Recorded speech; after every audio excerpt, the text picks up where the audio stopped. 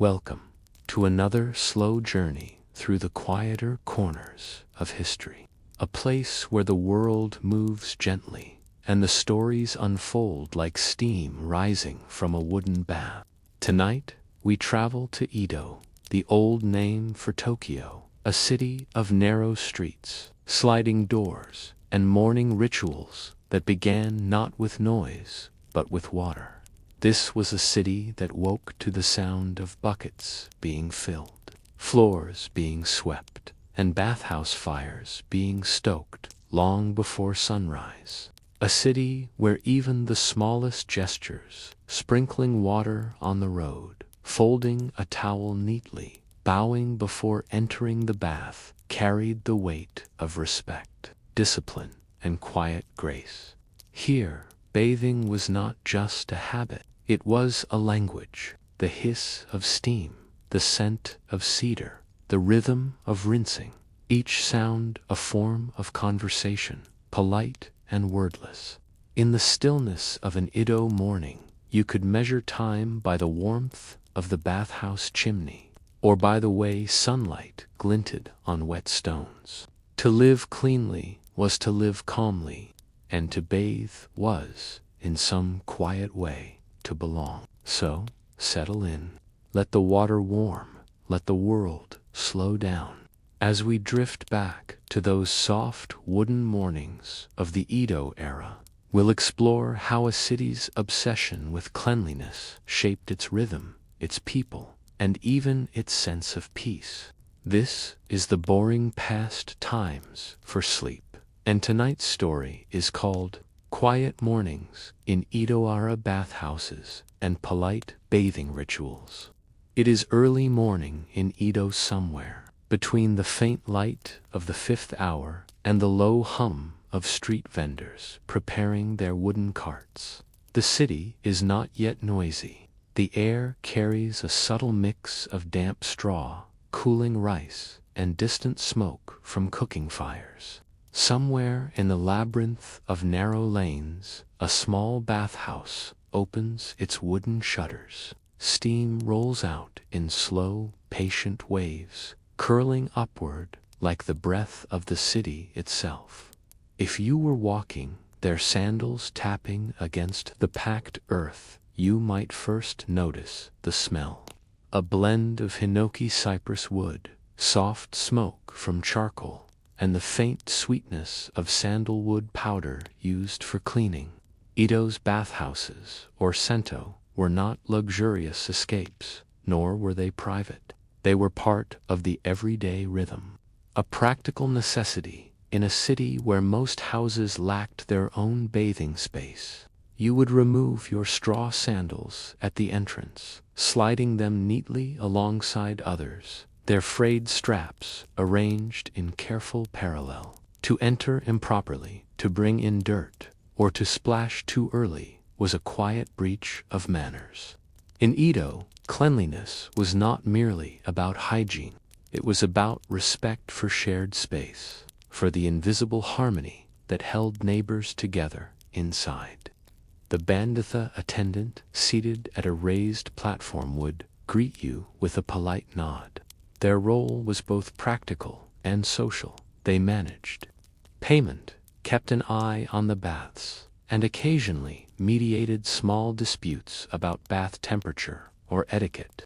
These attendants, often older men or widows, were unofficial guardians of civility. The sento was a public stage of humility. Nakedness was not shameful. Here it was natural and unremarkable.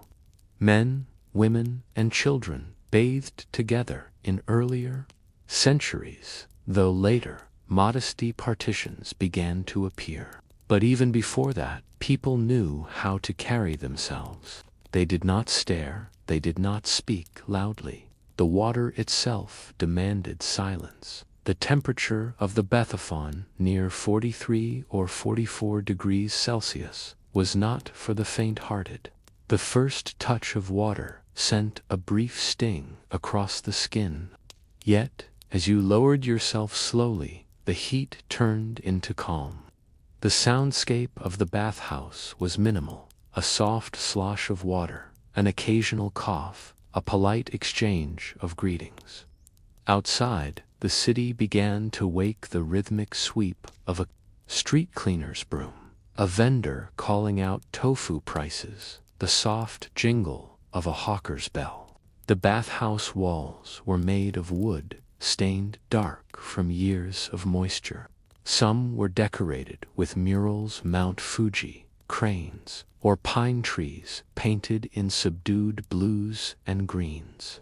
The paintings were not grand. They faded over time, blending into the warmth of the air. Their quiet deterioration was itself a kind of beauty, an unspoken reminder of impermanence. Bathing in Edo was rarely a solitary act. For many townspeople, it was the one place where hierarchy softened.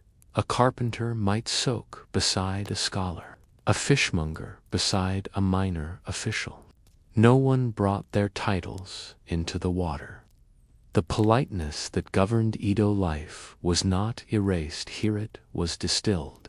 Every movement, from washing one's body to pouring a wooden bucket of water over the shoulders, followed an unspoken choreography learned by repetition. The tools of bathing were simple but deeply personal. A wooden bucket, a small stool, a piece of hemp or cotton cloth used for scrubbing. Soap, as we know it, was unknown. Instead, people used bran bags, cloth pouches filled with rice bran that gently cleaned the skin. For the hair, ash or powdered seaweed worked as a mild cleanser. The water came from wells or nearby canals, carried by hand or wooden piping systems. Firewood for heating was precious. Many bathhouses collected it from carpentry scraps, or even from the discarded remains of old boats.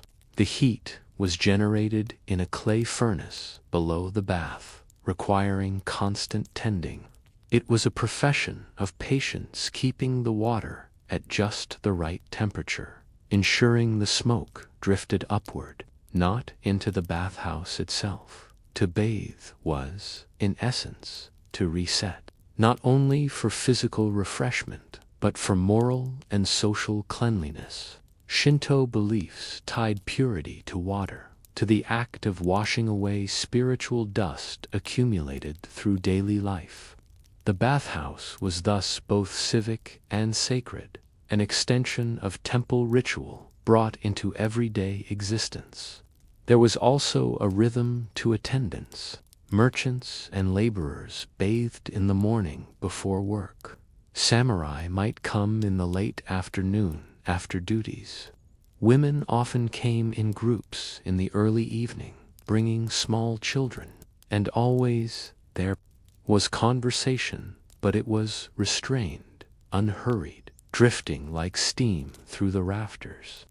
As you sat in the water, eyes half closed, you might notice how the air thickened, blurring the outlines of other bathers. Voices became softer, gestures slower. The world seemed reduced to temperature, to rhythm, to the faint echo of dripping water. The outside world, the noise of commerce, of politics, of obligation melted into the vapor. The bathhouse was one of Edo's great equalizers, yet it also mirrored the quiet anxieties of the time. A merchant might discuss rising rice prices. A craftsman might murmur about new taxes. Gossip circulated in fragments, softened by politeness. The sento was both a refuge and a network, a place where small talk carried subtle meaning. Some bathhouses even developed their own personalities. One might be known for particularly hot water, another for its friendly clientele or excellent ventilation. A few gained reputations for laxity, too much laughter, too much chatter, but even in these, the code of modesty held. Excessive noise or arrogance could earn gentle reproach. A wordless glance of disapproval.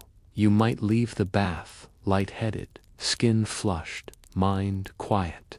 The act of dressing, afterward layering kimono over clean skin, tying the sash with care-felt ceremonial, you would step back into the street cleaner, sharper, and somehow calmer. The scent of cedar and smoke would linger faintly in this way. The bathhouse was not merely an architectural feature of Edo, it was a daily rehearsal of harmony. Every motion inside it reinforced the unwritten social script of the time: patience, humility, respect for others' space. The water did not just clean, it rebalanced the individual within the collective. And as you walk away from the bathhouse, the morning sun now rising fully over the rooftops, you might pause to wonder, what was it, really, that the people of Edo were cleansing themselves of each day? Dirt, certainly. Fatigue, perhaps. But was it also the invisible weight of obligation? The tension of a world so structured by rules that even peace required daily maintenance? When you step outside the warmth of the bathhouse and glance back at its wooden frame, you might not think much of its construction. It stands quietly, a simple building with sliding doors, bamboo screens, and a small wooden signboard with faded black calligraphy. Yet beneath this unassuming exterior lay one of Edo's most subtle architectural traditions: the art of designing calm itself. The Sento was never built for grandeur. Unlike the temples or castles that defined authority, these bathhouses were built for the rhythms of ordinary life. They were, in a sense, Edo's heartbeat, modest structures that pulsed with human warmth, conversation, and steam. Their design evolved not from aesthetics alone, but from necessity, climate, and social philosophy. The bathhouse culture of Edo traced its lineage back to the Heian period, when baths were primarily religious. Buddhist temples maintained large communal baths, where cleansing the body was considered a meritorious act, an offering of purity. Monks and laypeople alike believed that to cleanse one's body was to prepare the spirit for clarity. As centuries passed, Japan's cities grew denser. Houses shrank, and space for a personal bath vanished. By the early 1600s, under Tokugawa Ieyasu's new order, Edo transformed from a swampy fishing town into a city of nearly 1 million souls. Public baths were no longer a luxury. They were essential civic utilities. Yet the Tokugawa regime was obsessed with order, social, moral, and architectural. Every structure, from merchant stalls to bathhouses, was subject to regulation. Bathhouses had to be built from wood and clay, with tiled roofs to reduce fire risk. The furnace, or kamaba, was usually built outside or in a separate chamber, its smoke directed through long clay chimneys that snaked upward like slow-moving rivers. Inside, the yuya bathing room was divided carefully. The dressing area, or bandaime, was bright and clean, with polished wood floors that reflected candlelight. A low step separated it from the steamy inner chamber. This separation was symbolic. One crossed from the outer world of dust and noise into the inner world of quiet and heat. The bandai itself, a raised platform near the entrance, was an Edo invention. It allowed the attendant to observe both men's and women's sides in later divided baths and ensure decorum. Some attendants became minor celebrities, remembered for their courteous greetings or the precision with which they maintained the water temperature. They were, in essence, the quiet conductors of Edo's daily ritual of cleanliness. The architecture of the Sento was dictated by materials that came from the earth: cypress, cedar, pine, bamboo, and clay. Each had its role, chosen not just for function but for the sensations it produced.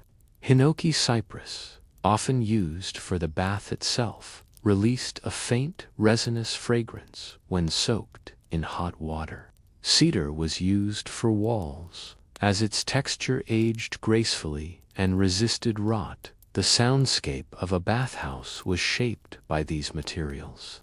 When a wooden bucket struck the bath's edge, it produced a dull, rounded tone. When feet shuffled over bamboo mats, the sound was hushed, softened. Even the hiss of water against wood had a certain timbre, a rhythm that regular visitors could recognize. As familiar as a clock's tick, each bathhouse was built to accommodate between 20 and 50 people at once, though during peak hours they could hold more. Despite their size, the air circulation was carefully managed. Ventilation slats near the roof released steam, while small paper windows allowed diffused light to enter. There was rarely a direct view of the outside world. The design enclosed you in warmth and dimness, as if the rest of Edo had disappeared. Fire safety was a constant concern. Edo was a city of wood and wind, and fires could sweep through entire districts in hours. Bathhouse furnaces were required to be double-walled, with fireproof clay layers.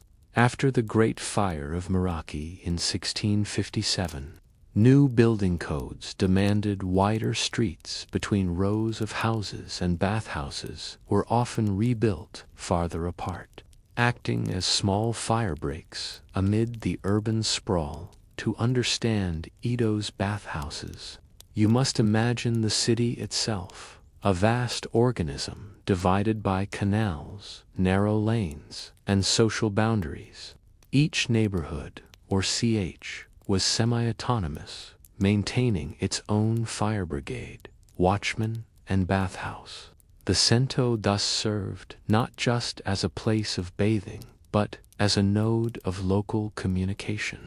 Notices were posted near entrances, upcoming festivals, lost items, or fire warnings. Some bathhouses even doubled as informal welfare centers. During harsh winters, attendants might quietly allow the poorest residents to bathe for free. In the wake of fires or floods, the baths became communal shelters, the steam offering both warmth and solace. And yet, for all their social utility, these spaces were also deeply private. The etiquette within them discouraged overt talk of politics or conflict. Edo was a city watched carefully by its rulers, and even in public, one learned to speak with subtlety.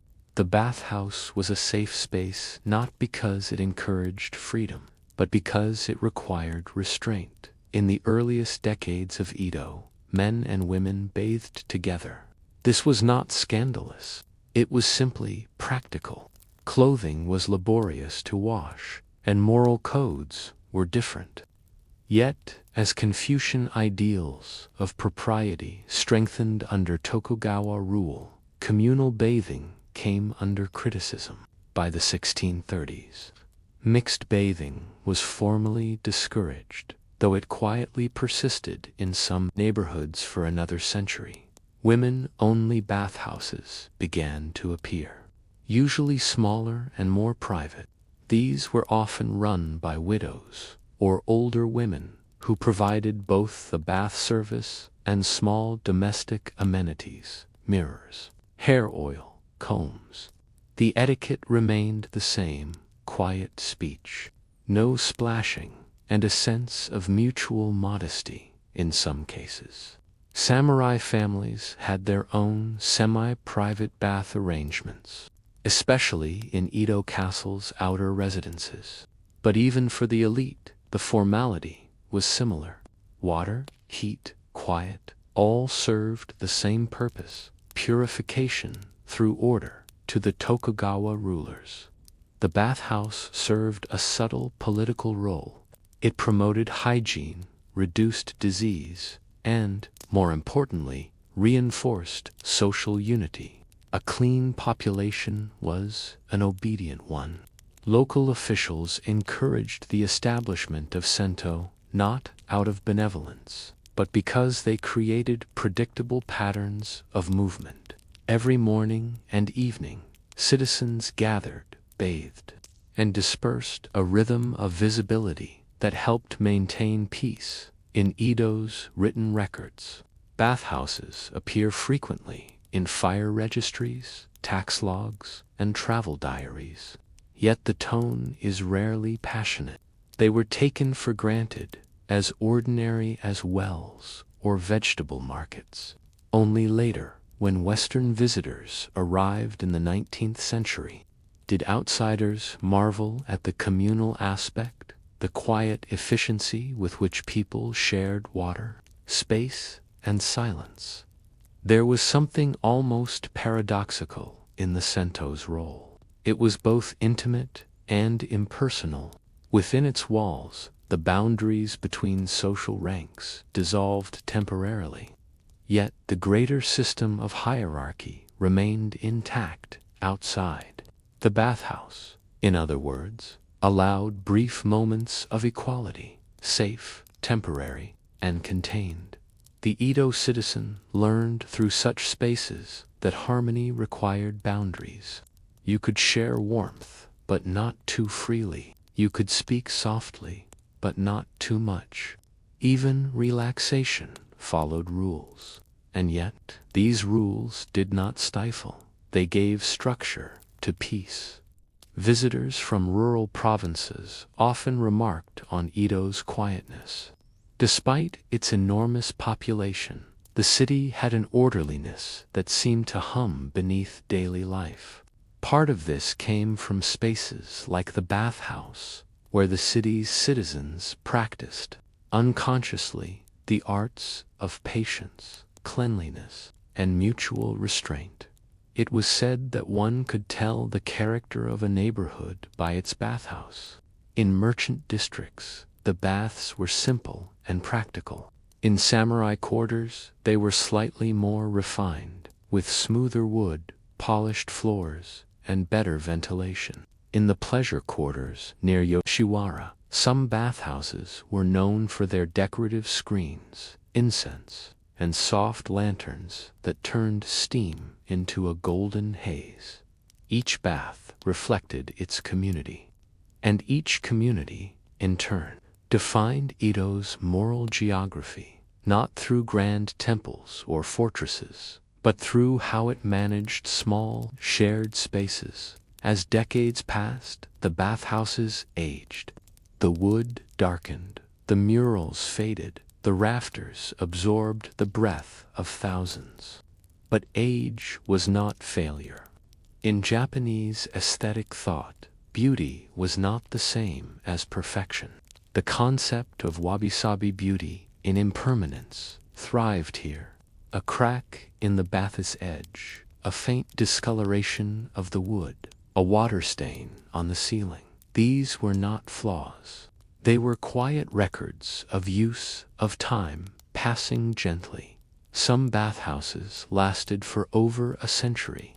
When they were rebuilt, carpenters often salvaged old beams or panels, believing the wood had absorbed the warmth of countless baths. The city, too, rebuilt itself endlessly after fires, earthquakes, and floods. Each reconstruction reaffirmed the same ideals: cleanliness, order, modesty, and yet, even as Edo modernized, new questions emerged. Could this slow, ritualized cleanliness survive in a world growing faster, louder, more individualistic? Would future generations still gather to share silence and steam? Perhaps that question already lingered in the warm air of those wooden rooms, an unspoken awareness that these rituals, so ordinary and unchanging, were also fragile. By evening, Edo's bathhouses were alive again, not in noise, but in the rhythm of routine. The morning crowds of merchants and laborers had long dispersed. Now, as dusk settled over the city, the warm light of paper lanterns flickered against the wooden walls, signaling that the baths were once again ready to receive the weary. Outside, the narrow streets echoed softly with the sounds of geta sandals. The air carried traces of grilled fish, miso broth, and wood smoke. Across the city, families finished their suppers. Apprentices closed their shops, and neighbors called gentle farewells to one another. It was a ritualized quiet, the kind of silence that comes not from absence, but from agreement. If you walked down an Edo street around this hour, you could almost map the neighborhood by its sounds.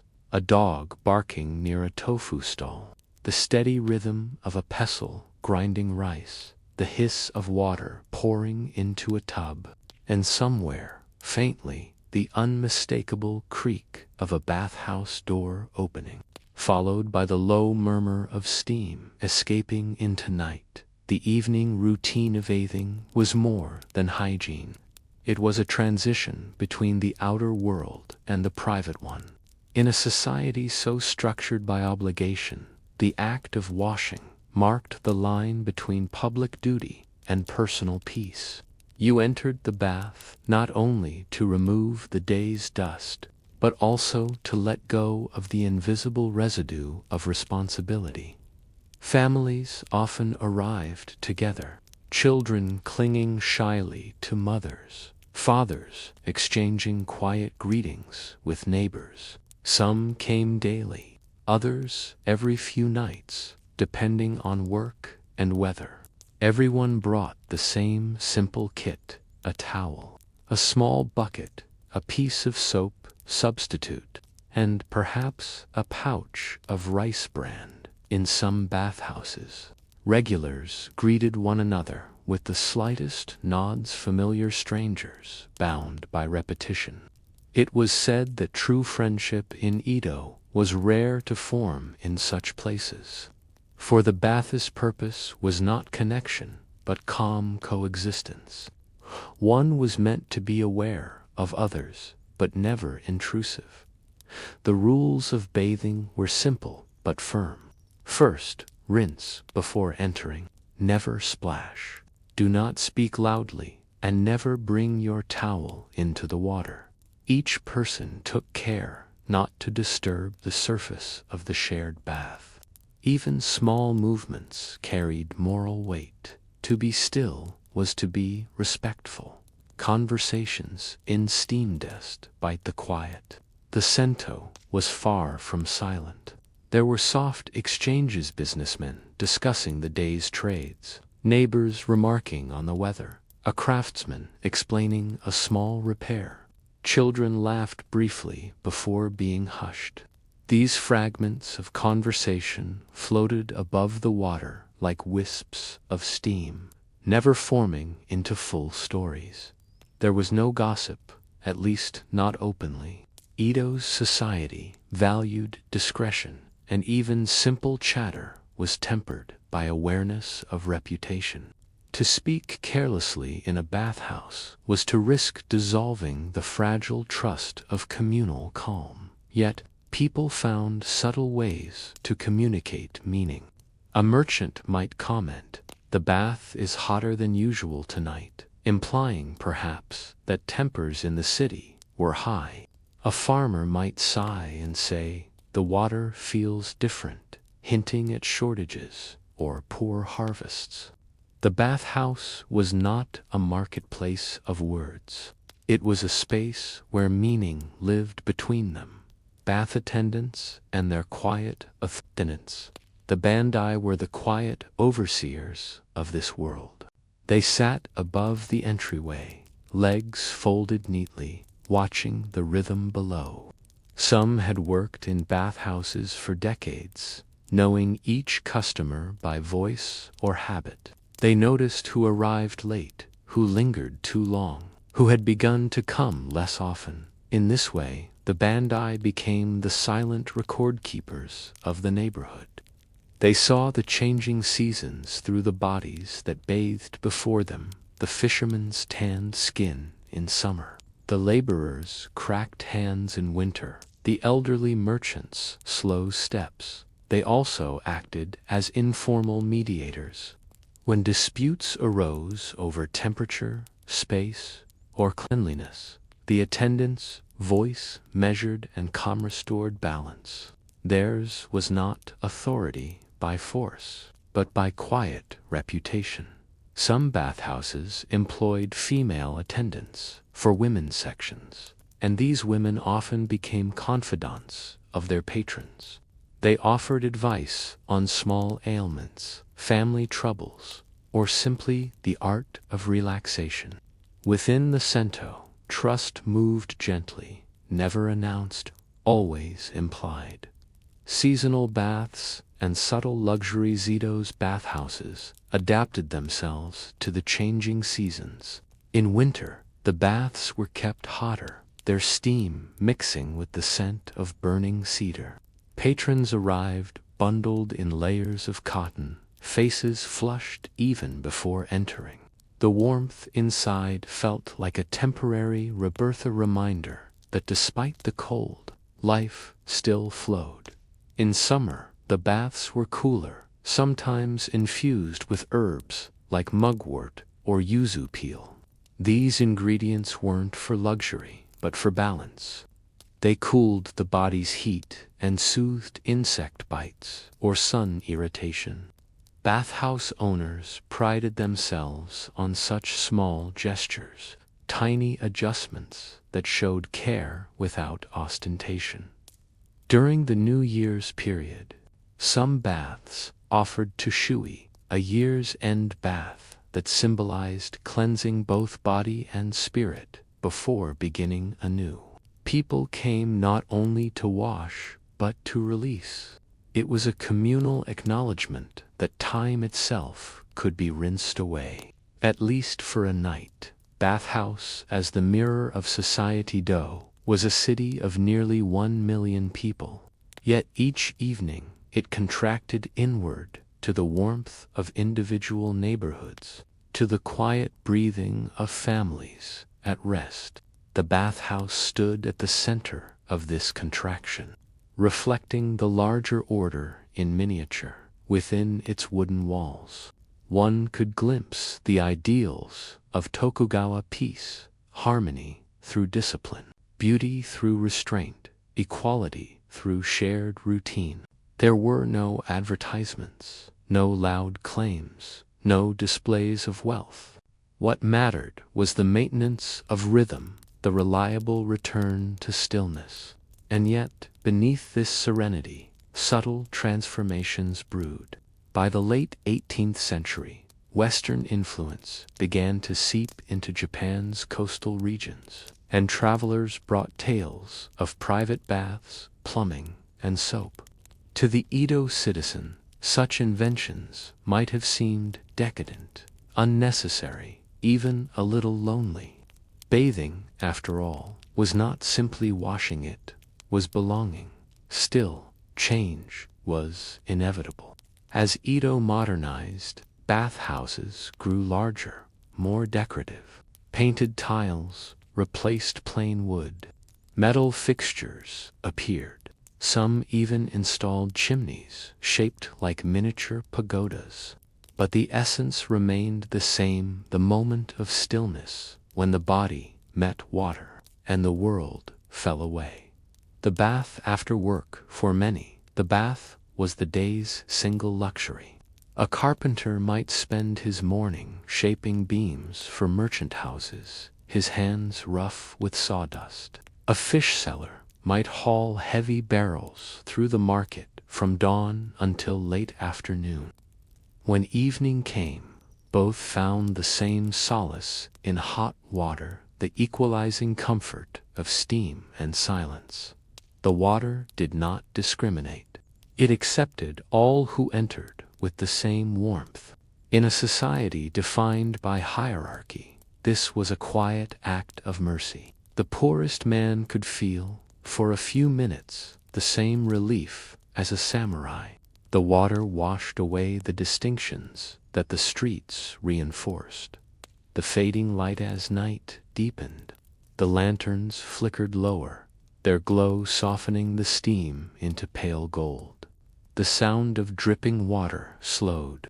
The bathhouse emptied. Those who lingered often did so for the calm that came after others had gone, the sound of their own breathing, the echo of small waves against the wooden sides. Outside, the street was cooler now. You could see the faint mist rising from bathhouse chimneys, mingling with the smoke of cooking fires.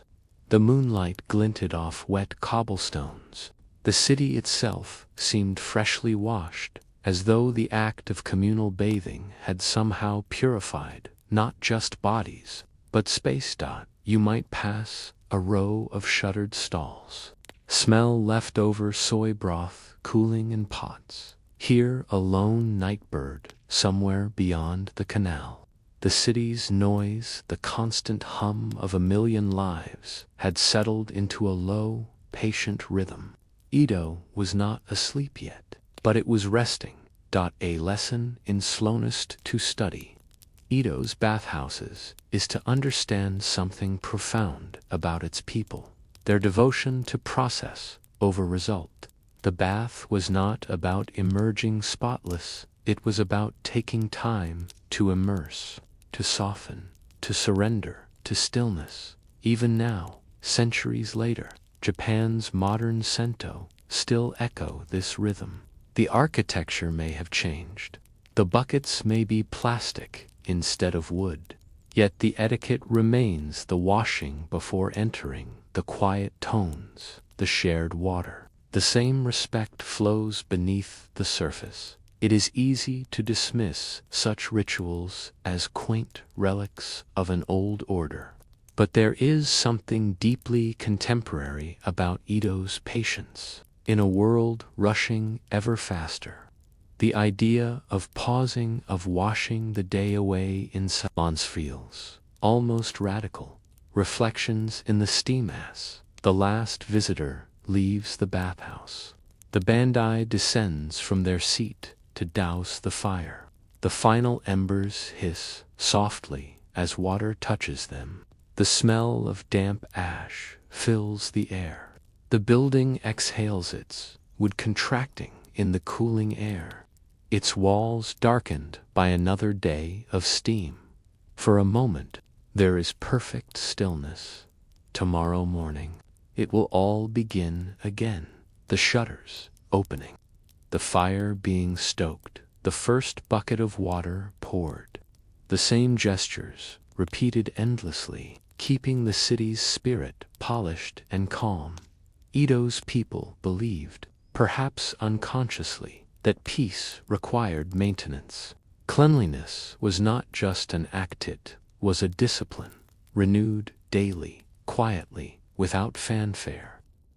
And so, in the quiet heart of the city, under roofs of cedar and clouds of steam, Edo kept itself pure, not through grand moral codes or declarations, but through the slow, ordinary ritual of water and warmth. And maybe, as you imagine that warm bath and its faint scent of sandalwood drifting through the night, you might wonder, when did the modern world forget how to be clean, not only in body, but in spirit?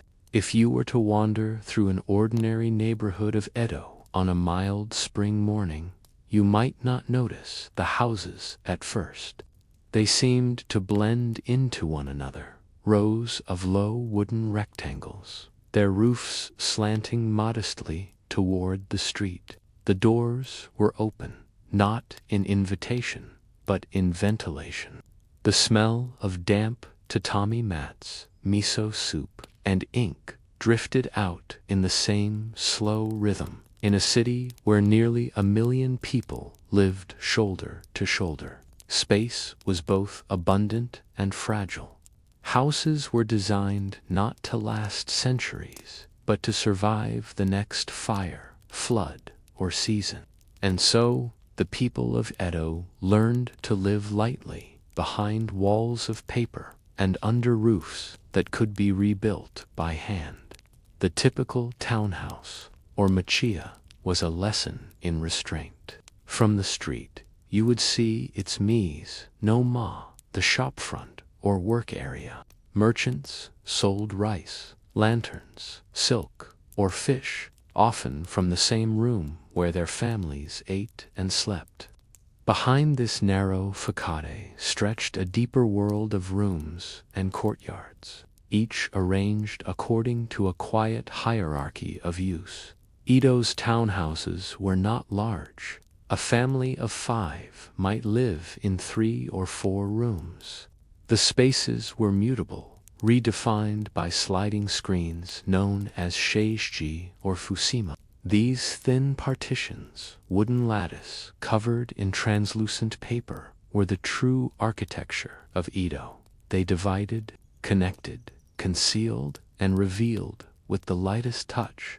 When the morning sun rose, the seishiji glowed softly, transforming each room into a pale, diffused lantern. Shadows were not sharp, but blurred, as if the world itself had agreed to remain gentle.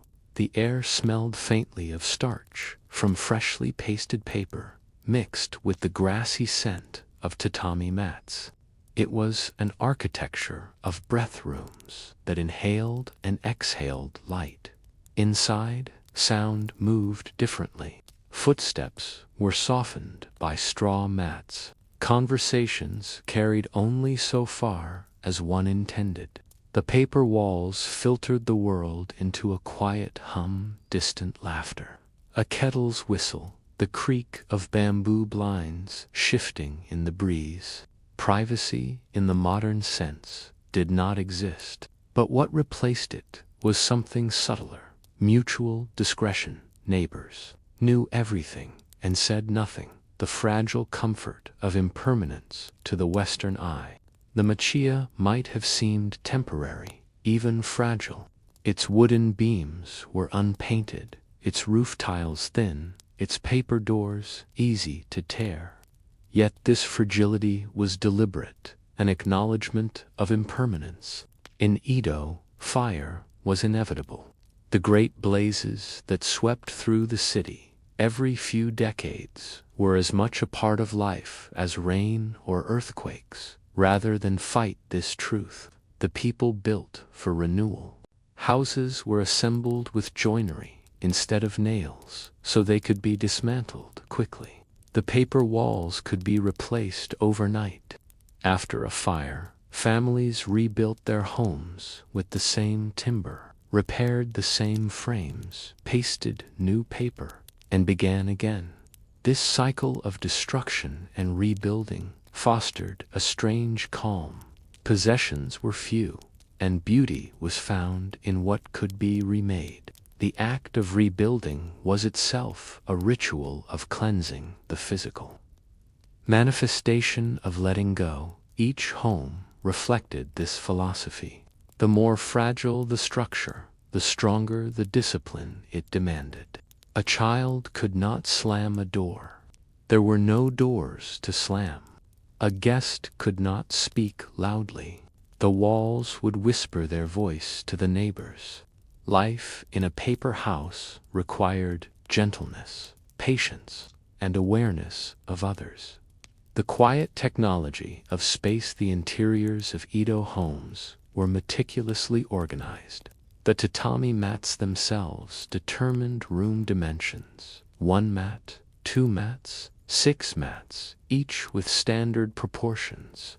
Furniture was minimal, a low table, a few chests, perhaps a small shelf for scrolls or ceramics.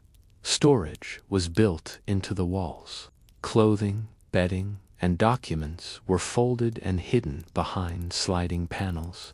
During the day, futons were stored away, transforming sleeping rooms into living areas.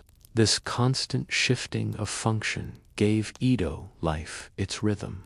A world where space itself worked in time with human routine. Even the light was managed like a precious resource.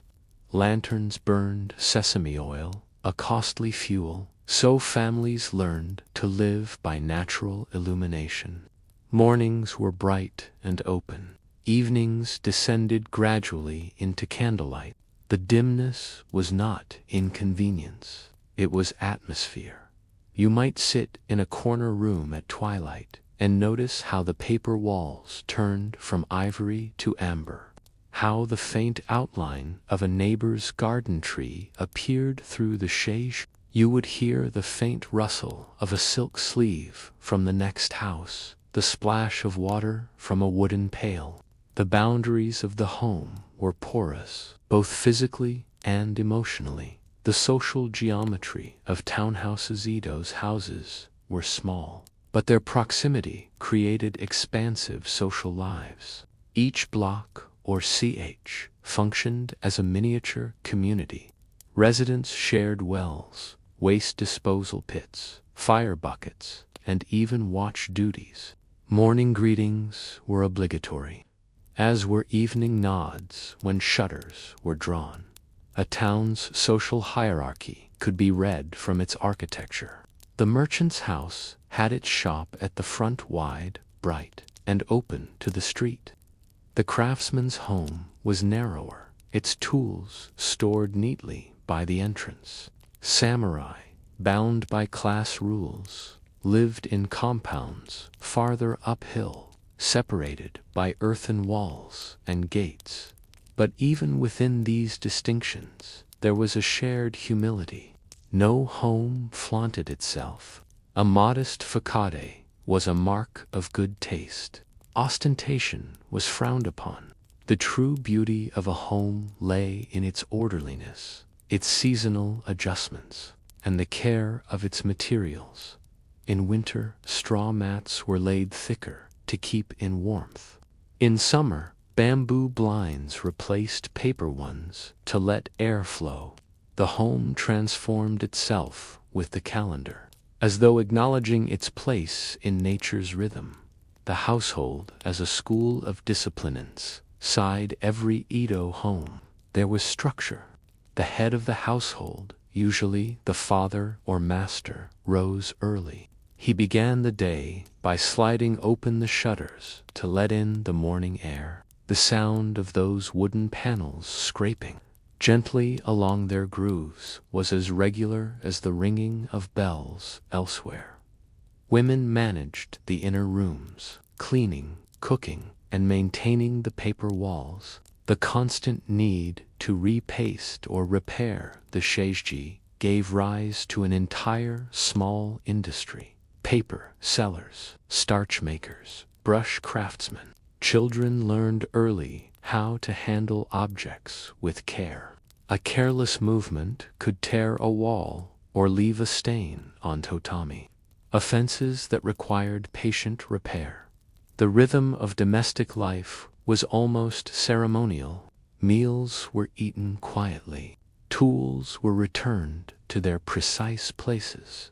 Even the preparation of tea or the folding of bedding followed invisible codes of correctness. And yet, beneath this discipline, there was warmth. Families shared the same air, the same light, the same whispered conversations through thin walls. To live in close quarters required empathy, not the sentimental kind, but the practiced awareness of others' moods and sounds. You could not ignore your neighbor's cough or your father's sigh. The house carried them like vibrations in water. The music of imperfection. The homes of Edo were not silent. They were symphonies of small sounds, the faint creak of wood expanding in humidity, the shuffling of sandals on tatami, the brush of wind against paper screens. These were not disturbances. They were reminders that the house was alive, breathing in time with its occupants. When rain fell, it created its own music. The roof tiles sang in soft metallic tones, the runoff splashing into stone basins with patient rhythm. Many residents found the sound of rain comforting, a lullaby that reminded them of the city's fragility. A sudden downpour could mean both nourishment and danger, a reminder that peace was always conditional. In this delicate equilibrium, people found stability. The fragility of their homes demanded attention to detail, and that attention created beauty. It was not the grandeur of palaces, but the calm precision of daily maintenance, sweeping, wiping, repairing. An evening thought as the day in Edo wound down. The paper walls grew translucent with lamplight. The city outside dimmed into silhouettes. Neighbors closed their shutters one by one, the sound echoing softly along the street. Kasha, kasha, like a row of sized dot inside the homes. The paper screens glowed amber. Families gathered for a final meal, children's laughter rising briefly before being hushed. Somewhere in the distance, a temple bell marked the hour. If you looked closely, you might see the faint shadow of someone moving inside their house, not clearly, but as a silhouette against paper, a hand lifting a bowl, a figure kneeling, a sleeve brushing the wall. It was life seen through haze, ordinary, private, but shared, and perhaps, standing in that quiet street, watching the faint light flicker behind layers of paper and wood, you might wonder, how did a people living behind such fragile walls manage to build such enduring peace? Was it discipline, or something softer, an unspoken agreement that to live well was to disturb nothing, to take only as much space as the moment allowed? If the morning in Edo homes was a ritual of light, the day itself unfolded as a choreography of quiet repetition. The machiya, or townhouse, was never truly still. It merely shifted its tone with the hour. From sunrise to dusk, life behind the paper screens was an unspoken performance of labor, modesty, and discipline.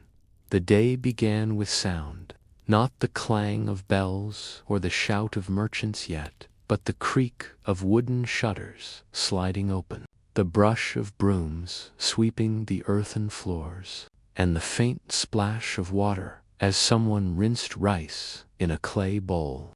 The first to rise were often the mothers or the apprentices. They moved like ghosts in the half-light, performing the same gestures their parents had done before them. Tatami mats were brushed gently to lift dust. The paper doors were inspected for tears. A small hearth was kindled, its charcoal burning low and clean. In the faint smoke that drifted upward, one might see the outline of a day repeating itself, the endless cycle that defined Edo life. The kitchen as a theater of patience. The kitchen, or datakoro, was the pulse of every home.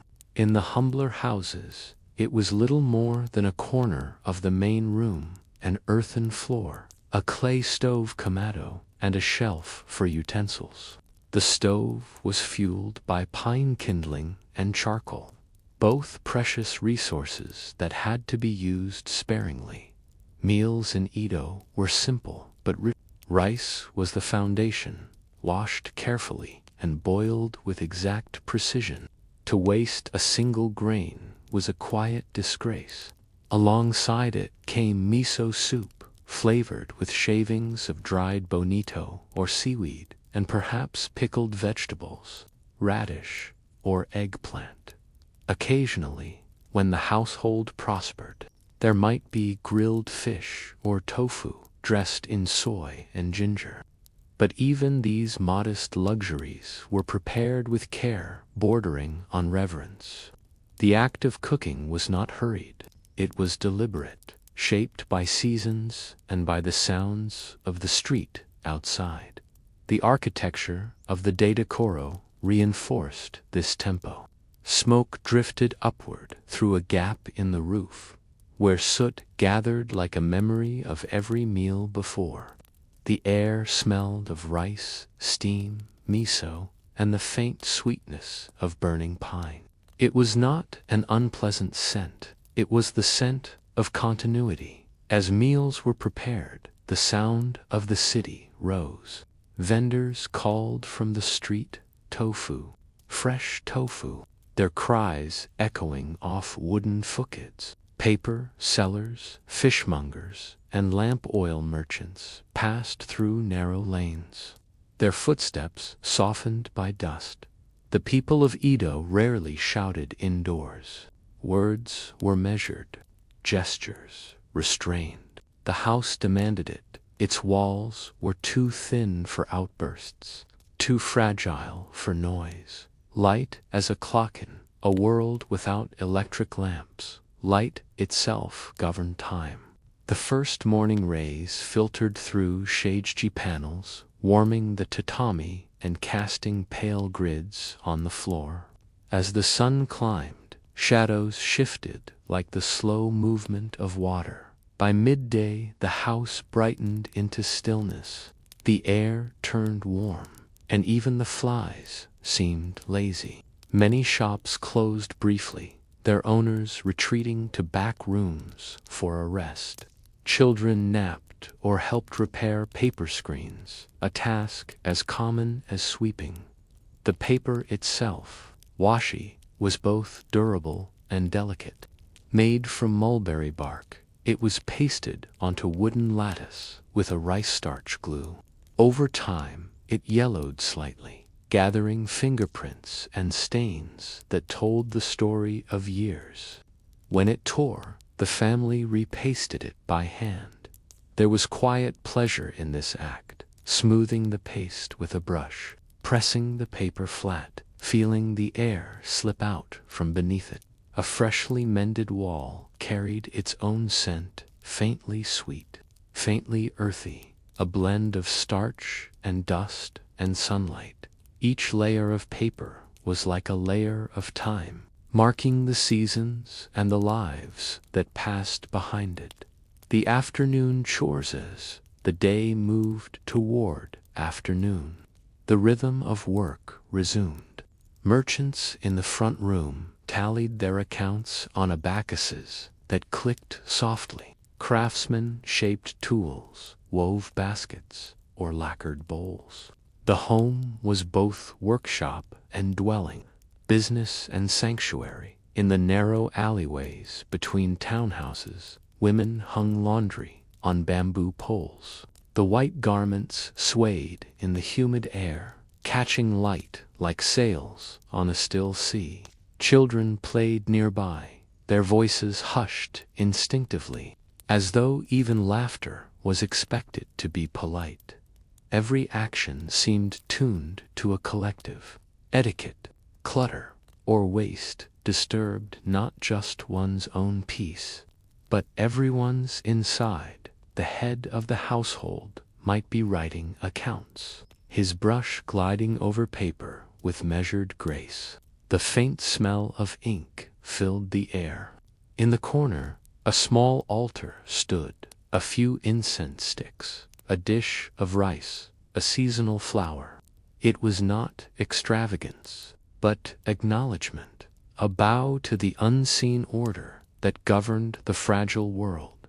The women of the home, meanwhile, managed the invisible machinery of cleanliness. Tatami had to be swept and rotated to prevent wear. Ashes from the hearth were sifted and reused as polishing agents. Even discarded paper had its purpose, folded into kindling or repurposed as wrapping.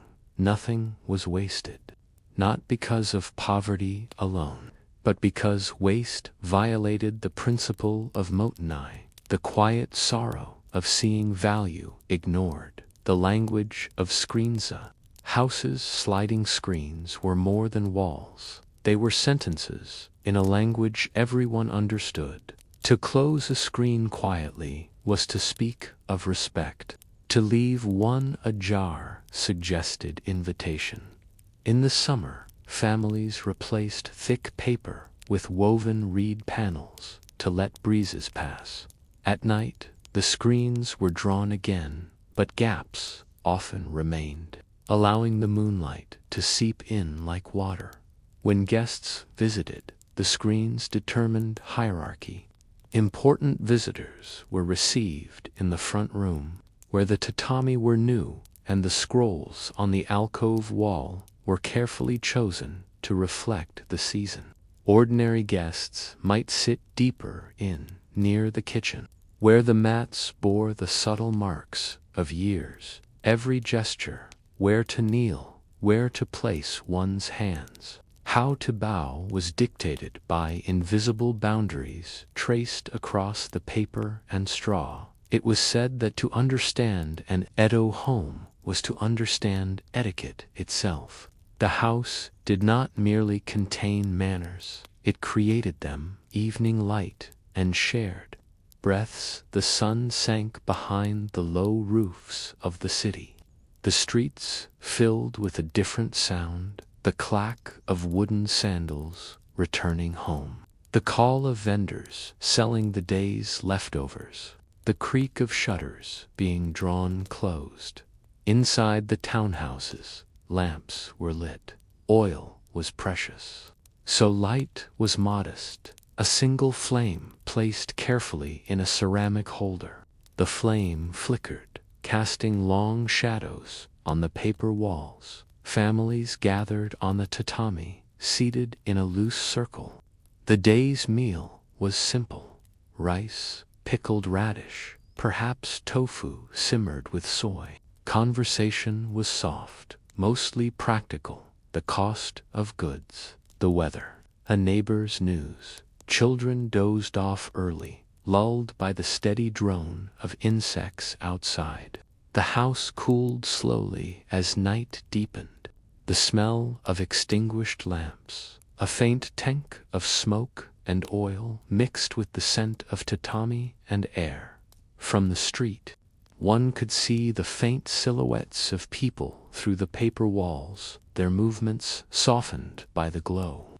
A hand raising a cup, a figure kneeling, the faint bow of a head, and then silence. The house exhaled, as if satisfied with another day completed. A city of shared quiet. To live in Edo was to share sound and silence with thousands of unseen neighbors. Even at night, the city was alive. The hum of crickets, the shuffle of patrolmen's sandals, the splash of water from a well bucket. There were no locked doors, only sliding panels and trust. Theft was rare. Shame was punishment enough. A reputation lost in such close quarters was almost impossible to recover. The boundaries between households were as thin as the paper between rooms. One person's sneeze might echo faintly in another's bedroom.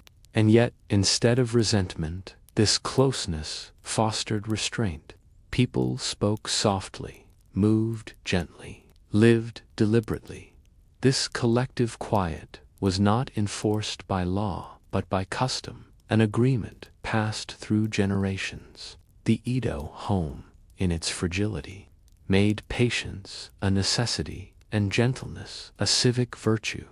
Perhaps it is no coincidence that in such fragile spaces, Japan developed its arts of refinement, calligraphy, flower arrangement, tea ceremony, each emphasizing balance, control, and awareness of manence. To live surrounded by paper was to live surrounded by reminders that everything could be lost in a single spark. And yet, the people carried on cooking, cleaning, laughing softly, rebuilding what the seasons took away. The beauty of Edo life was not in permanence, but in its resilience. the quiet confidence that the paper could always be repasted, the walls rejoined, the tatami relaid an unresolved You imagine that world, the muted rhythm of daily life behind fragile screens. You might wonder what kind of peace could exist in such constant vulnerability. Was it resignation to impermanence? Or was it mastery over it, the knowledge that endurance lies not in resisting fragility, but in learning to live gracefully within it? And if you were to live there, behind paper walls, hearing every breath and footstep of your neighbors, would you find the quiet comforting or unbearable? Would silence be serenity, or a mirror too clear to face? If dawn in Edo was made of pale light and paper walls, then night carried its own quiet anxiety. For beneath every calm breath of that wooden city lay an unspoken truth that it could all vanish in an instant. Edo, the great city of the Tokugawa shogunate, was built not of stone but of timber, that most impermanent of materials. The townhouses that filled its districts, the Machiya and Nagaya, were living things, fragile yet alive, each creaking softly in the humid air. But fire was their eternal adversary, a stray spark from a kitchen stove, a fallen lantern, even a gust of wind through the narrow streets. Any of these could send whole neighborhoods to ruin. The city burned often and completely, and yet, like a field after harvest, it always returned to live behind paper walls. The people of Edo knew was to live in quiet negotiation with destruction. The fires that taught stillness historians would later record them as the Edo Great Fires. But to the common residents, they were simply that night, or the one we rebuilt after. The great conflagration of 1657, the Meraki Fire, had been the most terrible. It swept across the capital for 3 days, driven by fierce winter winds, leaving more than half the city in ashes. In the years that followed, the pattern became almost predictable.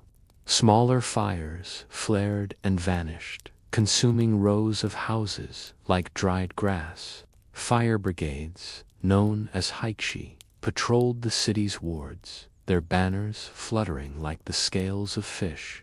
Their work was not to douse the flames. Water did little against timber and paper, but to tear down nearby houses before the fire could spread. Destruction in Edo was both tragedy and duty when the alarm bells sounded deep. Rhythmic strikes that echoed through the maze of streets. Families knew what to do. Shutters were thrown open, buckets filled. The most precious items were carried into the street: scrolls, heirlooms, family portraits. The rest, the furniture, the bedding, the very walls, could be remade. Neighbors helped one another instinctively. Children carried water. Women dampened the eaves with cloth. Men dismantled roof tiles with practiced hands. Even in disaster, there was order. The calm repetition of gestures learned over generations. And when the fire had passed, the city began again. The charred timber was cleared. New wood brought in from the forests of Musashi and Sagami. Builders worked in silence, reassembling what the flames had undone. Within weeks, the hum of daily life returned. The smell of new tatami mixed with ash. The paper walls glowed white once more. Architecture of rebirth in the aftermath of every great fire. Edo's architecture evolved subtly.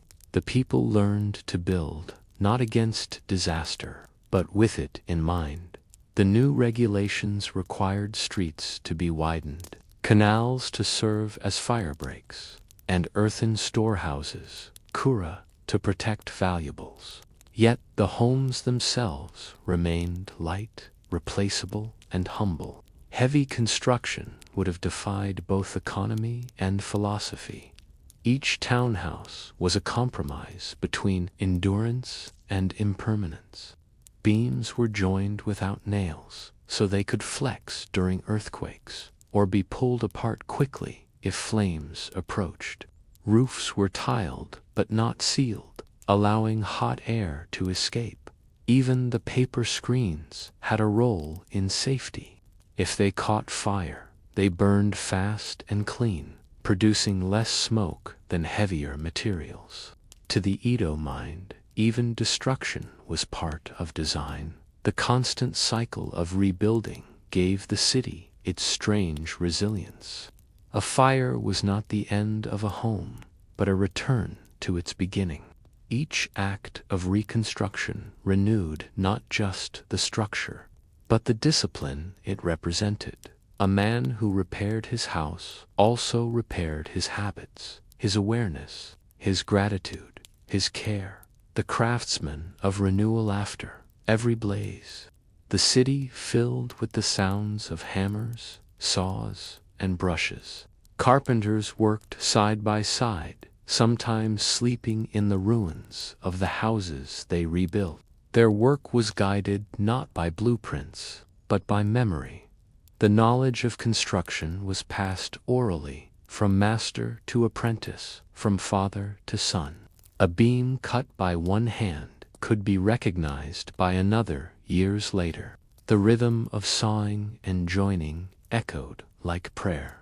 Papermakers, too, thrived after disaster. The demand for washi sword and riverbanks beyond Edo filled with vats and bamboo screens for pressing new sheets. Women kneaded rice, paste in wooden bowls. Men stirred pulp with poles. The paper dried on racks under the spring sun, pale as new snow. It was said that Edo's heart beat faster after each fire, a pulse of industry and cooperation that reaffirmed the city's will to live. And when the first new homes stood again, their fresh wood gleaming pale in the sunlight, the people performed a simple rite. A pot of rice was cooked, incense burned, and the household deity was invited to return. Life began again, precisely as before. Seasons inside fragile walls. The rhythm of destruction and renewal shaped how people experienced time itself. Seasons were marked not only by weather, but by the condition of the home in spring. Families repasted their paper screens, letting the scent of starch and glue fill the air. In summer, they replaced them with reed blinds to admit breezes.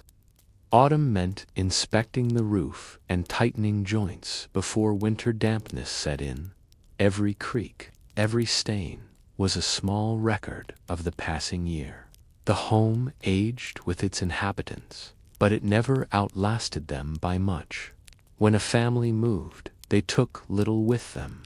The new residents repapered the walls, placed their own scroll in the alcove, and made the same sounds, the same sliding of doors, the same soft speech. The house was reborn, not through its structure, but through habit in such an environment. Memory was not fixed to objects, but to gestures. The way a screen was opened, the way rice was rinsed, the rhythm of folding futons. Each morning it was said that Edo homes did not preserve history, they reenacted it daily. The sound of continuity by the 18th century. Edo had burned and rebuilt itself dozens of times. And yet, when foreign visitors finally entered Japan centuries later, they described the city as calm, clean, and remarkably uniform. There were no monuments to endurance, only the endless repetition of ordinary life, the same paper walls, the same tatami scent, the same murmuring voices at dusk. To live there was to live within continuity. The The sounds of daily existence, sweeping, mending, cooking, were not just chores. They were incantations that kept time moving. Children learned to slide screens without noise, to tread lightly on tatami, to bow at thresholds where generations had bowed before. These small disciplines, invisible to the outsider, were the true architecture of Edo, the structure that survived even when wood and paper did not. The people built not for eternity, but for return, a night of reflection. For a moment, one such house after its latest rebirth. The night is cool. A candle burns faintly in a paper lantern, its light trembling with each breath of wind. The new tatami still smells of rush grass. The walls, recently pasted, are bright and unblemished through the thin paper. The sounds of the city drift softly, the splash of a ladle at a nearby well, the laugh of a neighbor, the distant wooden clack of a watchman's staff marking the hour. Inside, the family has gathered for evening tea. The father mends a ledger, the mother folds laundry, the children whisper over a game of Go. Their silhouettes move gently, blurred by the glow. The room seems timeless, but it is not. Every creak of the beam, every flicker of light, reminds them that all things are temporary. Yet in this acknowledgement lies their peace. To live fully in Edo was not to deny impermanence, it was to inhabit it gracefully, with full awareness of how easily the world could change. The people of Edo lived within breath itself, inhaling, exhaling, rebuilding, restoring. Final reflection: when we look back upon the quiet townhouses of Edo, it is tempting to see fragility as weakness. Paper walls, wooden beams, and red blinds. How could such materials withstand centuries? And yet, perhaps, endurance was never their goal. The Edo home was not built to last forever. It was built to remind its inhabitants that life, like architecture, requires maintenance, not resistance to decay, but gentle care in the face of it. To remind them that harmony does not come from walls that block sound, but from people who listen softly, and to remind us now, centuries later, that peace is not a state of permanence, but a rhythm, the quiet renewal that follows every collapse, the calm routine that continues after the world burns down and rises again. So perhaps, as you picture that faint candlelight trembling behind the paper wall, you might ask yourself, what kind of strength hides in such fragility? And could it be that the most enduring homes and hearts are those that learn to rebuild again and again, without bitterness, without noise, without fear?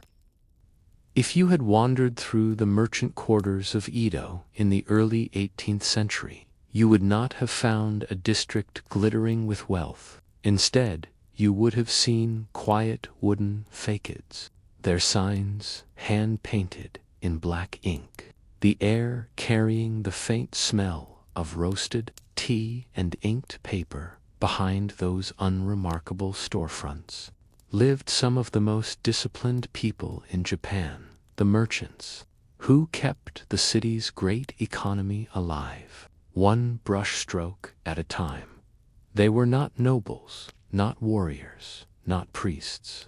In the social hierarchy of Tokugawa Japan, merchants, chunin, ranked near the bottom, beneath farmers and artisans, far below samurai.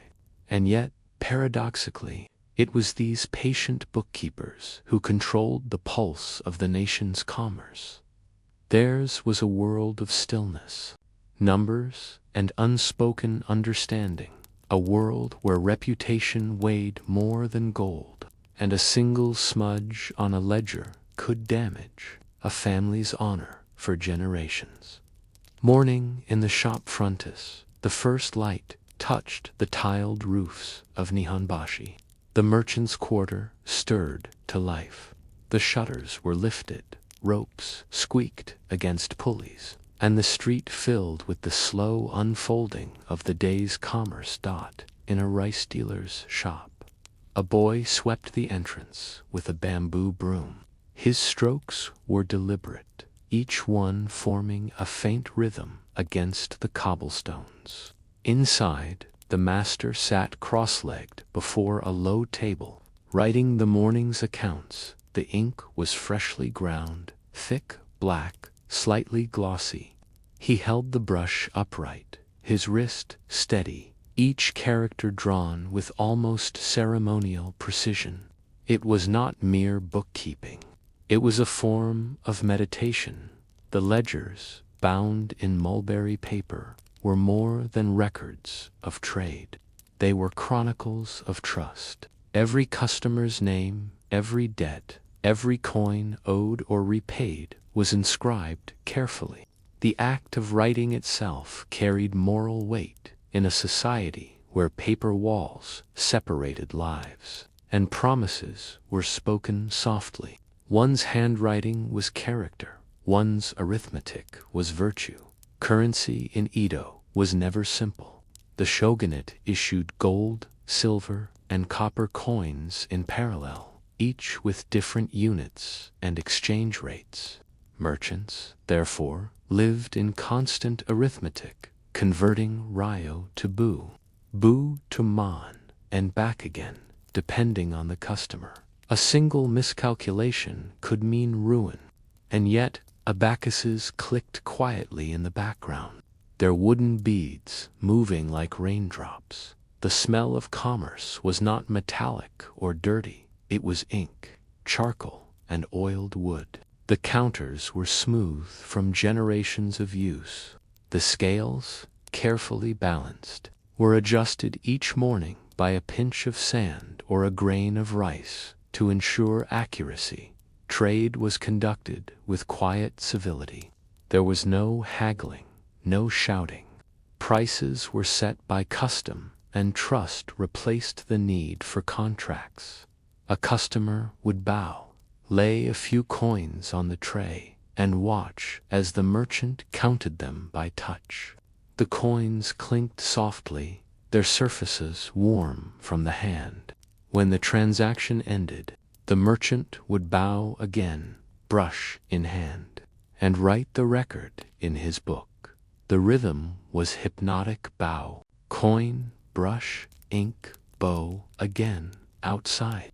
The street filled slowly with the shuffle of sandals and the distant cries of vendors. But inside the shop, time thickened. The typical merchant's house in Edo was long and narrow, divided neatly between the shop front and the living quarters behind. In the mise no ma, the front room goods were displayed on low shelves or tatami mats, bolts of fabric, dried fish, paper fans, or pottery. Behind that space lay the counting room, where ledgers were kept in cedar chests and money stored in small wooden drawers lined with paper to muffle the sound of coins. Farther back, beyond another sliding door, was the family's private world, the kitchen, sleeping rooms, and a small inner garden with moss and stone. This division of space mirrored the merchant's philosophy: the outer world of appearance, the middle world of precision, and the inner world of calm. In such a house, even sound obeyed hierarchy. The shop front carried the faint hum of trade, the counting room the tick of the abacus, and the back rooms the murmur of family voices. When evening came, shutters were drawn, lanterns lit, and the same house that had served as a workplace transformed into a sanctuary. Children recited, writing lessons by lamplight. The master copied poetry between accounts. Everything, even rest, had a rhythm.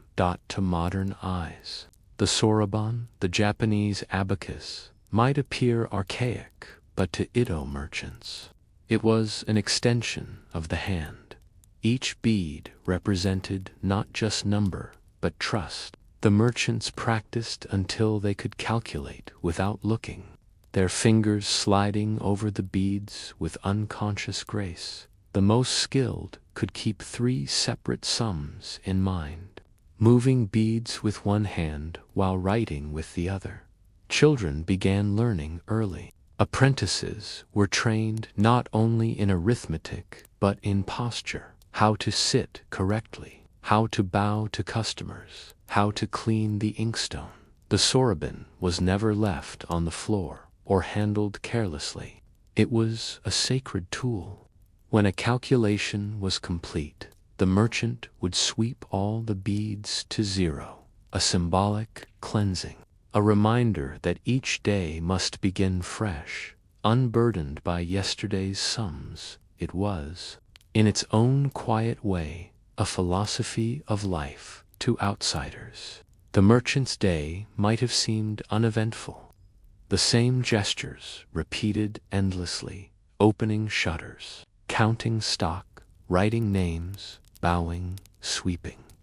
But repetition was not boredom. It was assurance, the comfort of a world where each motion affirmed stability. In an age of strict hierarchy and fragile architecture, the predictability of commerce offered a kind of peace. Every balanced ledger, every coin properly counted, was a small triumph of order against the uncertainties of fire, flood, and human folly.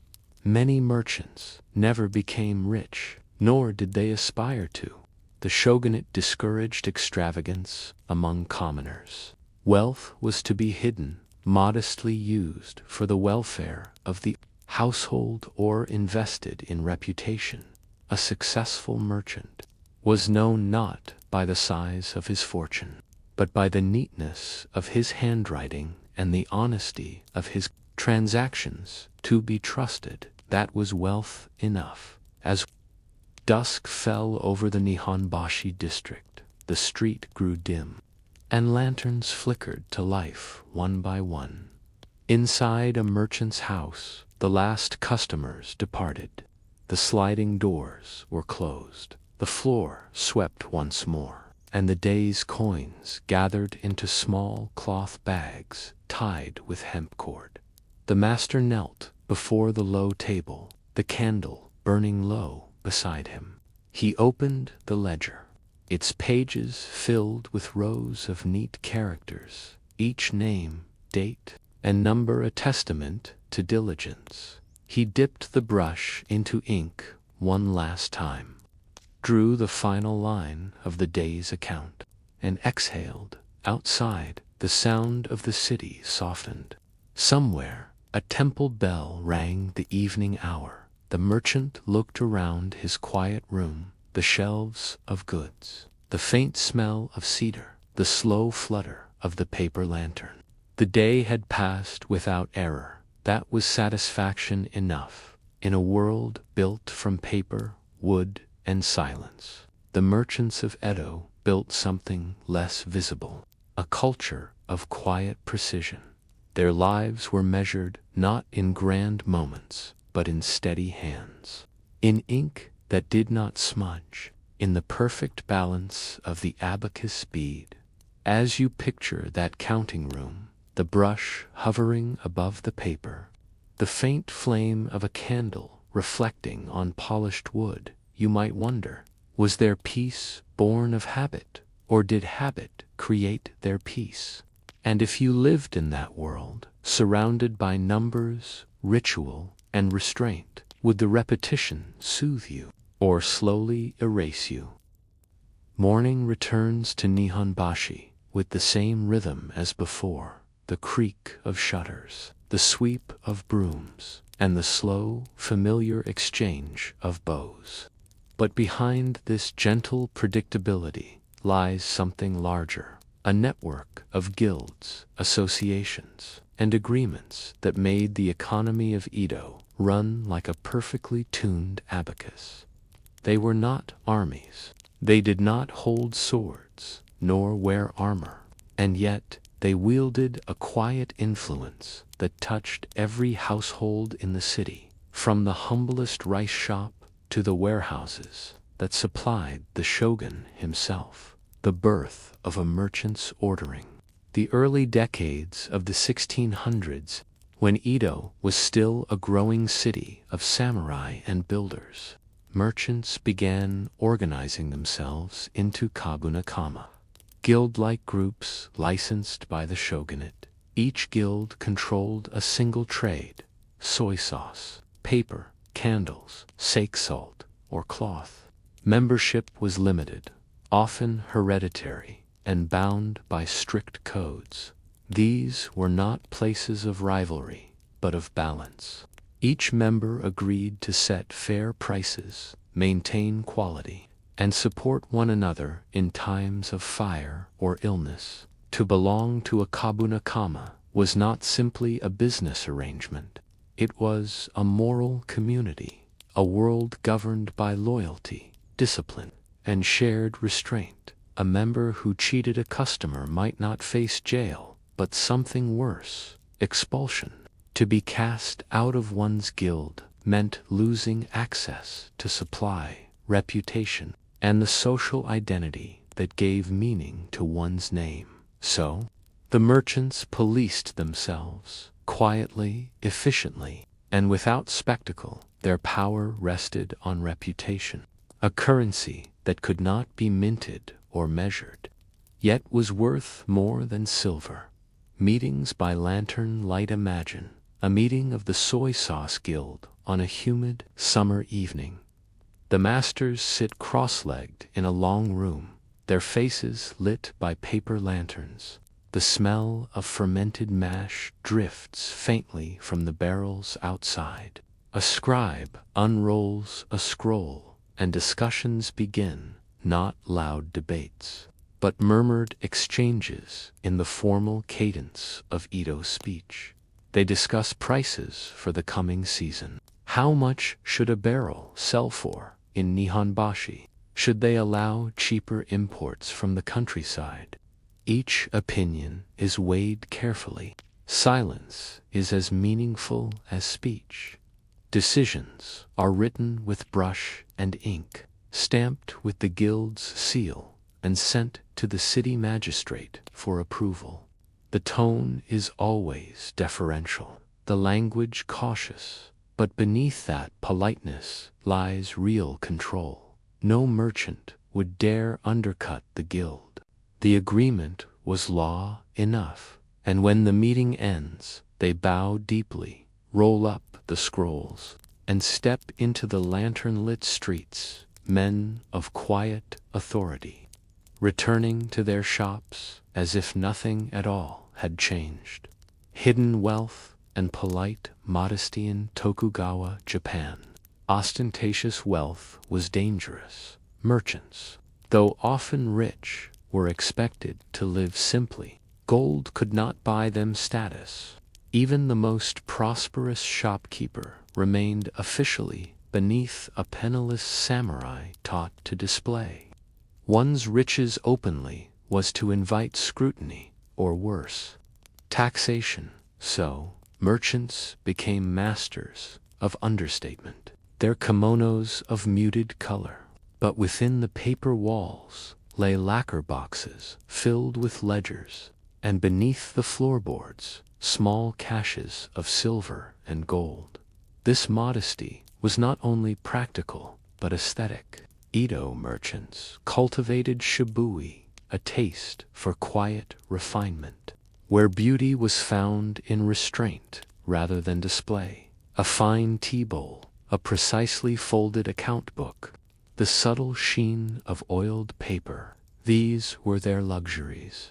Even letters between business families were composed with a kind of poetic economy, balancing honor and humility in the same brushstroke. Apprentices and inherited patience every merchant family depended on the next generation.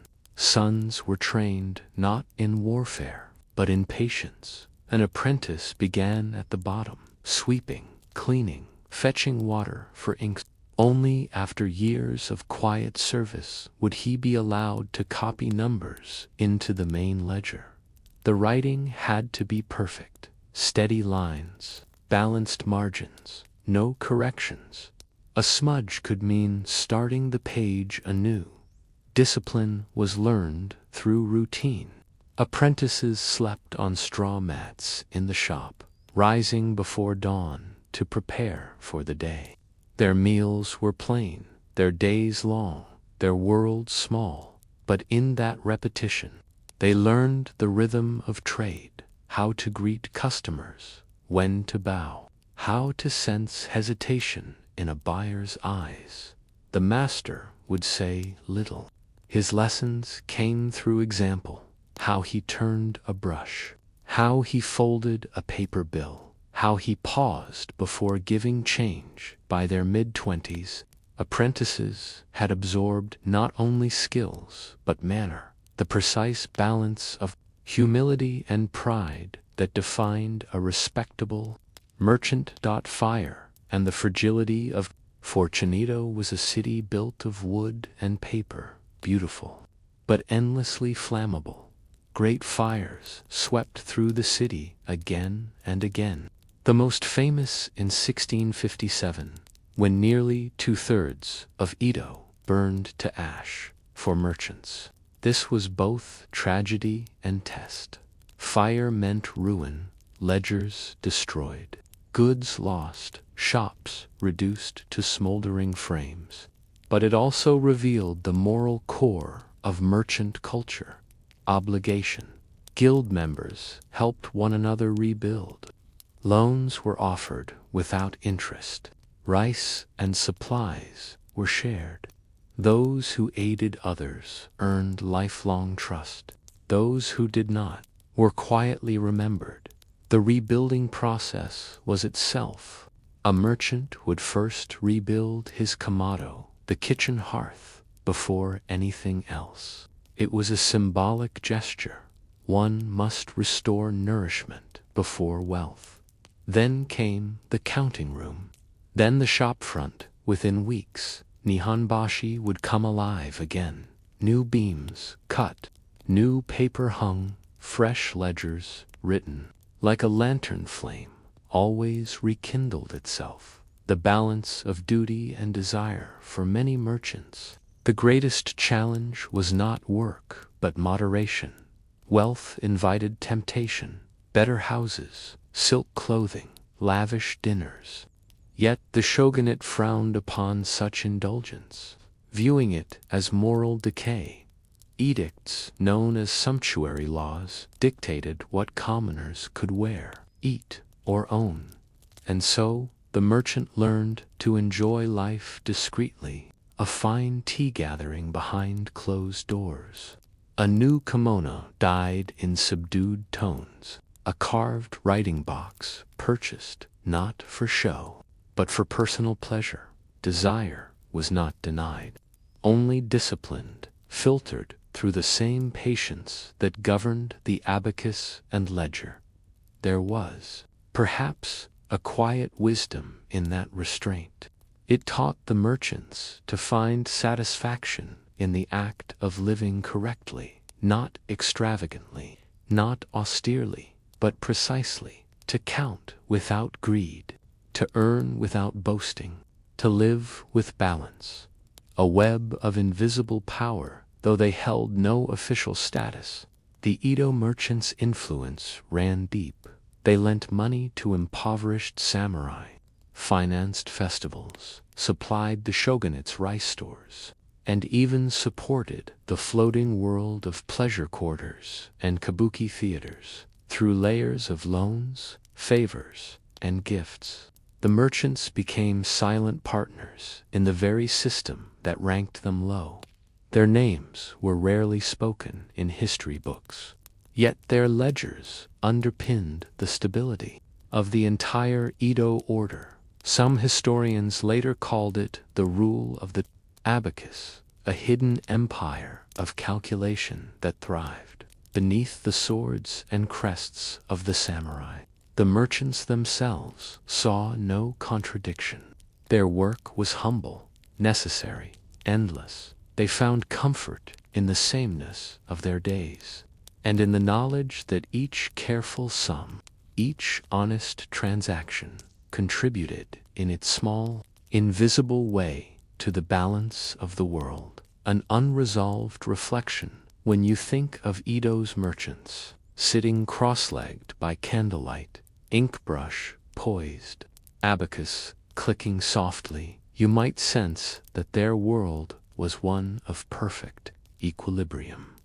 But beneath that calm lay a quiet tension between duty and ambition, humility and influence, simplicity and hidden wealth.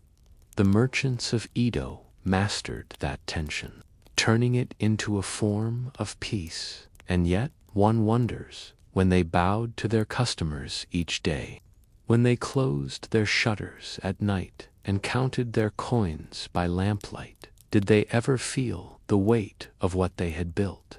Did they know that, in the stillness of their work, they were shaping the very foundations of modern Japan? Night had fallen again in Edo. The streets of Nihonbashi, once filled with chatter and the clatter of carts, were now hushed. Lanterns hung above doorways like small moons, their light reflected in puddles from the evening rain. In one shop, an elderly merchant sat before his ledger. His brush trembled slightly with age, but the lines remained steady. He was writing the final entry of the month, rice sold, debts paid, expenses noted. When he finished, he blew out the candle and sat for a long while in the dark, listening to the faint sounds of the city, a distant flute, the soft rustle of paper walls. He could not know that the habits formed in rooms like his, this quiet world of brush and ink, trust and arithmetic, would one day form the backbone of an entire nation's economy. Generations of the ledger merchant families in Edo rarely rose to sudden wealth.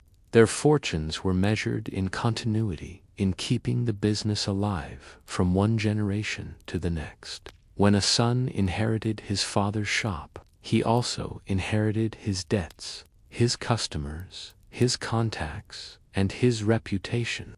The continuity of name mattered more than the growth of profit. Family crests were carved discreetly on shop signs, symbols of reliability. Rather than vanity, marriages were often arranged to strengthen commercial alliances. A rice dealer's daughter married to a sake brewer's son, a paper merchant united with a calligrapher's family. It was a slow weaving of relationships, conducted with the same precision as accounting. Even handwriting styles were passed down, the slanted brushstrokes of one generation echoed in the ledgers of the next. To write differently was to forget where one came from. The moral economy by the late 18th century, Edo's merchants had refined commerce into a moral code, an invisible set of expectations that governed daily exchange. Honesty was not only a virtue, it was profitable. A merchant who cheated once might gain a coin but lose a lifetime's trust. The one who was generous in bad times would be remembered in good ones. They called it shinyo credit, born from character. And so, an entire economy grew upon invisible pillars: reputation, gratitude, and memory. A promise written with a brush on thin paper could move more weight than a samurai's decree. To break that trust was not simply financial failure, it was social exile. In such a system, morality and arithmetic became indistinguishable. The act of counting was, itself, a moral act to ensure fairness, to balance the world, to keep one's name clean in the eyes of neighbors and ancestors alike. The quiet revolution of paper. The merchants of Edo handled vast quantities of goods: rice, salt, sake, cloth, paper, and yet much of their economy ran not on coin but on paper. Receipts, credit notes, warehouse slips, and promises, each signed with brush and seal, circulated like blood through the body of the city. It was a revolution of trust, one so gradual that few even noticed it happening. By the 18th century, many large firms no longer dealt in coins at all. Their wealth existed as numbers written in ledgers, balanced against debts, rolling forward through seasons and generations. A merchant might have little gold in his drawer, but his paper promises carried value across provinces. This, in essence, was Japan's first taste of modern finance, a world where value existed not as metal but as faith, all built by men who bowed deeply, wrote carefully, and counted patiently. The school of patience, the children of merchants, did not attend samurai academies. Their classrooms were counting rooms, their teachers ink-stained fathers and quiet mothers. Education began with copying. The child would trace characters from the family ledger onto scrap paper, repeating them until his wrist ached. Then came abacus drills, endless repetitions of addition, subtraction, multiplication. The soroban became an extension of the mind. When lessons ended, he helped sweep the shop, polish the shelves, and greet customers. Through these tasks, he learned not only arithmetic, but composure, how to move slowly, speak politely, and bow with sincerity. By adolescence, he could balance accounts without error, read contracts written in complex kanji, and understand the subtle art of negotiation. He would inherit not just his family's trade, but its temperament, the deep belief that diligence and honesty, quietly maintained, were greater than ambition. The city of endless counting. By the 1830s, Edo had become one of the largest cities in the world, perhaps 1 million souls or more. Its lifeblood was not the sword, but the ledger. Hundreds of thousands of shops lined its narrow streets. Candle makers, tailors, paper makers, booksellers. Each morning, coins changed hands. Each evening, brushes scratched across paper. The scale of this daily arithmetic was enormous, and yet it was all managed without modern banks, without printed money, without loud advertising or legal contracts. The merchants relied on memory, handwriting, and shared restraint. It worked because everyone knew their place, and because that order, though confining, was reliable.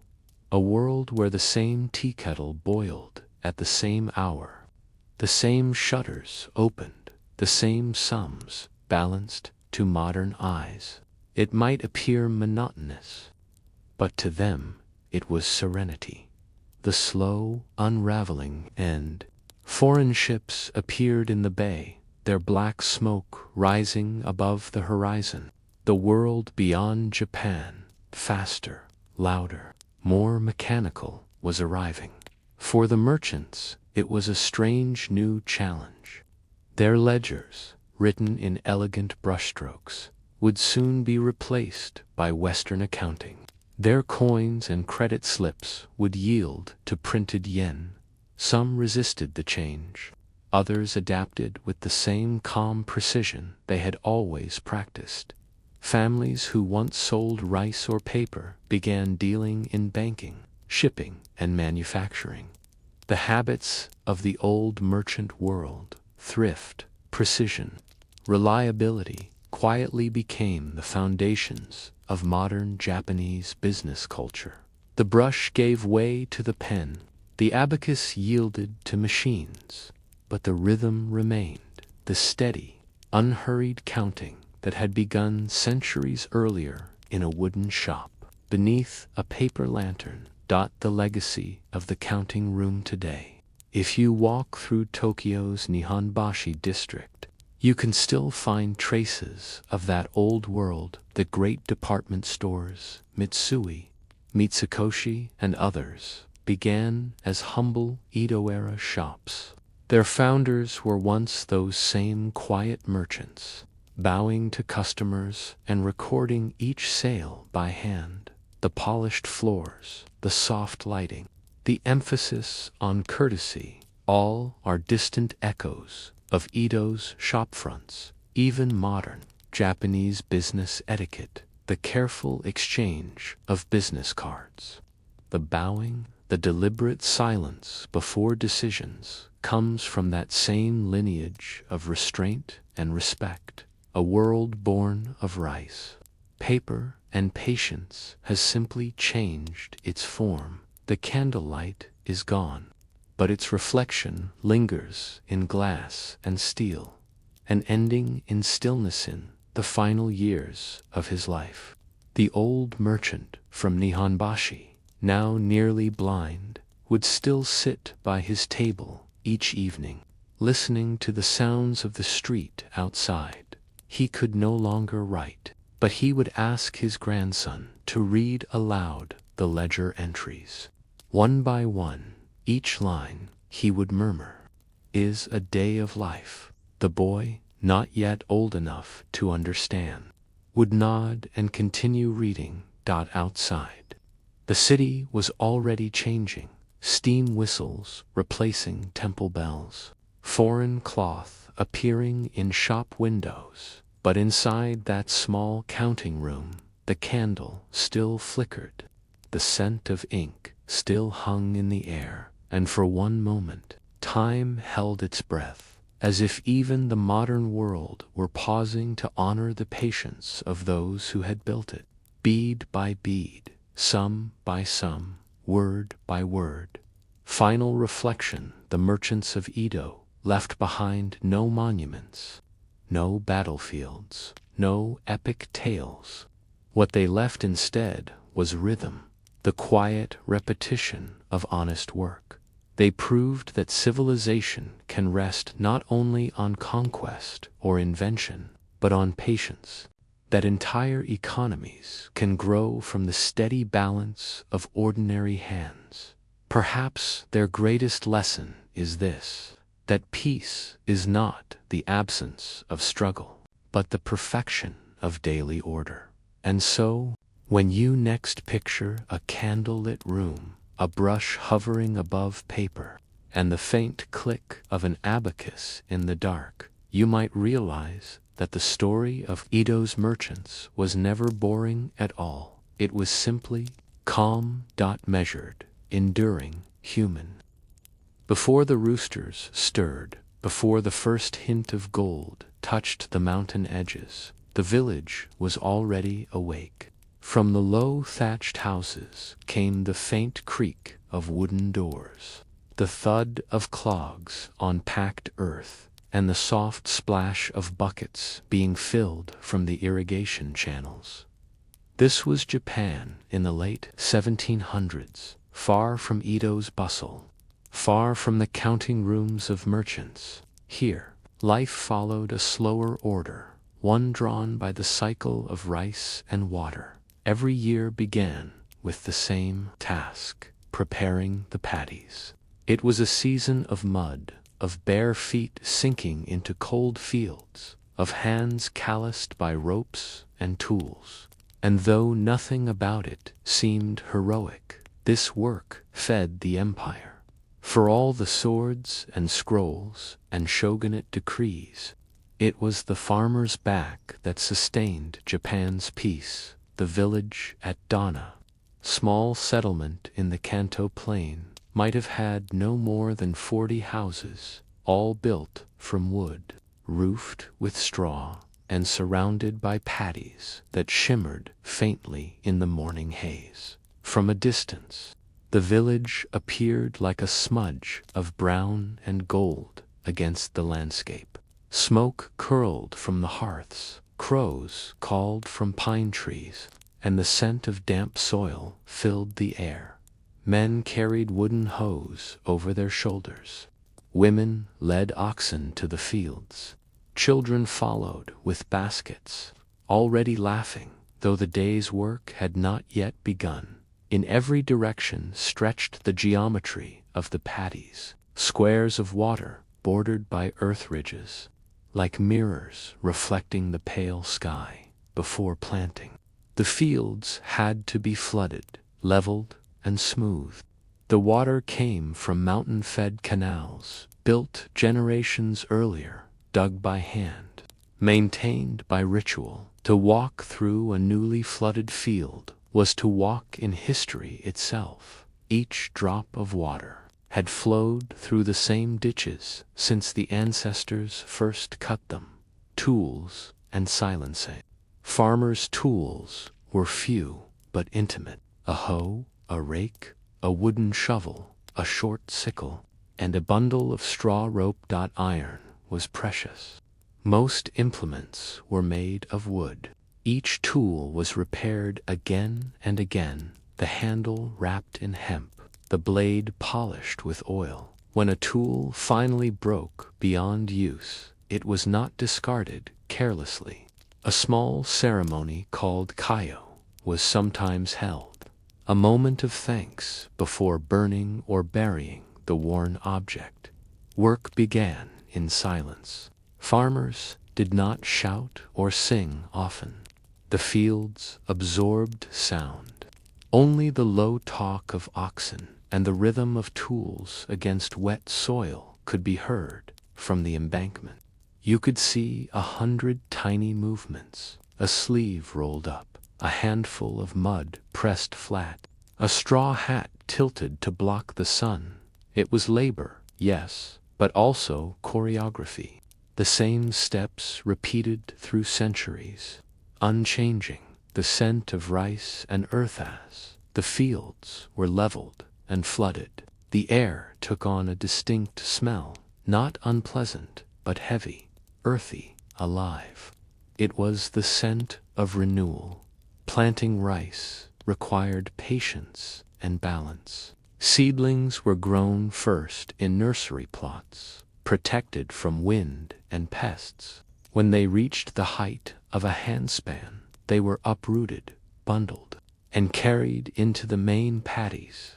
Men and women waded through knee-deep water, bending rhythmically, planting rows of green with methodical precision. They worked side by side, rarely speaking. The only sound was the splash of water and the rustle of straw hats brushing against one another. From the ridge above, the scene might have looked serene, a human tide moving slowly through mirrored fields, each reflection trembling with light. By midday, the air shimmered with heat. Baskets of rice balls, wrapped in bamboo leaves, were passed around. The farmers sat on the edges of the paddies, feet dangling in cool water, eating in silence. Then, without command, they rose again, as though tied to the same invisible rhythm. The house at midday when the sun stood high, the village homes seemed to crouch beneath the glare. Inside, the rooms were dark and cool. Tatami mats covered the floors, and the faint smell of smoke and miso lingered from the morning meal. In one corner, a grandmother husked beans with slow, practiced fingers. In another, a child ground barley in a stone mill, the wheel creaking softly. Lunch was simple: steamed rice, pickled vegetables, miso soup, perhaps a few slices of daikon. Luxury was rare, but waste was unthinkable. Every grain had been earned by sweat and water. After eating, some rested briefly, lying on the cool tatami while cicadas sang outside. Others mended baskets, sharpened tools, or patched straw sandals. Even in rest, hands moved, tying, folding, smoothing. Time was not wasted. It was simply rearranged. Rituals of the soil. To live by rice was to live by ritual. Before planting began, the villagers gathered at the small Shinto shrine that stood on the ridge above the paddies. They offered rice, wine, salt, and a branch of green leaves to the local kami, the spirit believed to guard their fields. The village priest, often a farmer himself, would chant a brief prayer, asking for good harvest and gentle weather. Then, a wooden pestle was struck against a bucket to signal the beginning of the planting season. The sound echoed across the valley. Even those who no longer believed deeply still bowed, for habit itself had become sacred. Superstition mingled with practicality. Some farmers refused to begin planting on unlucky days. Others tied straw dolls to stakes in the fields to ward off birds. Each small act, repeated year after year, layered time like the rings of a tree. The patience of water was both gift and danger. Too little meant a failed harvest. Too much meant floods. The irrigation channels narrow, precise, hand-dug were the veins of the village. Men walked them each morning, clearing leaves and mud, adjusting bamboo gates to regulate the flow. Children learned early how to read the water's sound, whether it ran too fast, too slow, or just right. In times of drought, the entire village gathered to pray for rain. They would carry banners to the shrine, drum softly, and chant until clouds gathered, or until they simply accepted that none would. It was a kind of patience only centuries of repetition could teach. Water, like fate, could be guided but never controlled. Evening smoke stayed cooled. Smoke rose from every chimney. The paddies glowed faintly in the setting sun, each reflecting the orange sky like 1,000 shallow mirrors. Children ran along the ridges chasing dragonflies. The elders sat by the well, speaking in low tones about the weather. Dinner would be ready soon, rice mixed with barley, miso soup, and perhaps a grilled river fish. After the meal, lamps were lit. Families sat together, weaving straw rope, patching clothes, or listening to traveling storytellers who passed through the village once a month. The stories were simple, often the same ones told for generations, about animals, spirits, or foolish samurai, but they filled the room with a warmth deeper than the hearth's fire, and unresolved reflection. When night descended, the fields grew silent again. The frogs began their steady chorus, and the villagers lay beneath their mosquito nets. The air heavy with the scent of wet straw. The day had been the same as the day before, and the one before that, an unbroken rhythm of labor and rest. But in that sameness lay something unspoken, a quiet acceptance that the earth would give what it chose, and that the human task was simply to meet it with diligence. If you stood in that village then, listening to the soft hum of frogs and the faint hiss of oil lamps, you might have asked yourself, did these people see their lives as repetitive? Or did they see repetition as peace? And in the patient mud of their fields, did they find boredom, or a form of eternity? The weeks after planting were a season of waiting, but waiting in an Edo-era village was never idle. The rice grew steadily, inch by inch, through June and July from a distance. The paddies looked like a vast quilt of green, rippling in the summer wind. But up close, the labor continued, weeding, thinning, guarding, and measuring the slow progress of each field. It was a quiet time, though it carried an invisible tension, the promise of harvest, mixed with the fear of failure. The green weight of summer in the countryside was heavy. The air shimmered with heat. The cicadas began before sunrise and ended long after dusk. Men worked with towels wrapped around their heads. Women tied their sleeves high, wading through warm water that clung like silk. The smell of the fields was rich now, no longer the raw scent of mud, but the deep green aroma of growing life. Every morning began with the same soft chorus, the splash of feet in shallow water, the creak of bamboo buckets, the rustle of straw hats brushing against the tall rice. The rice had to be protected from weeds, insects, and birds. Children walked the ridges, clapping wooden clappers called hyoshiji to frighten away sparrows.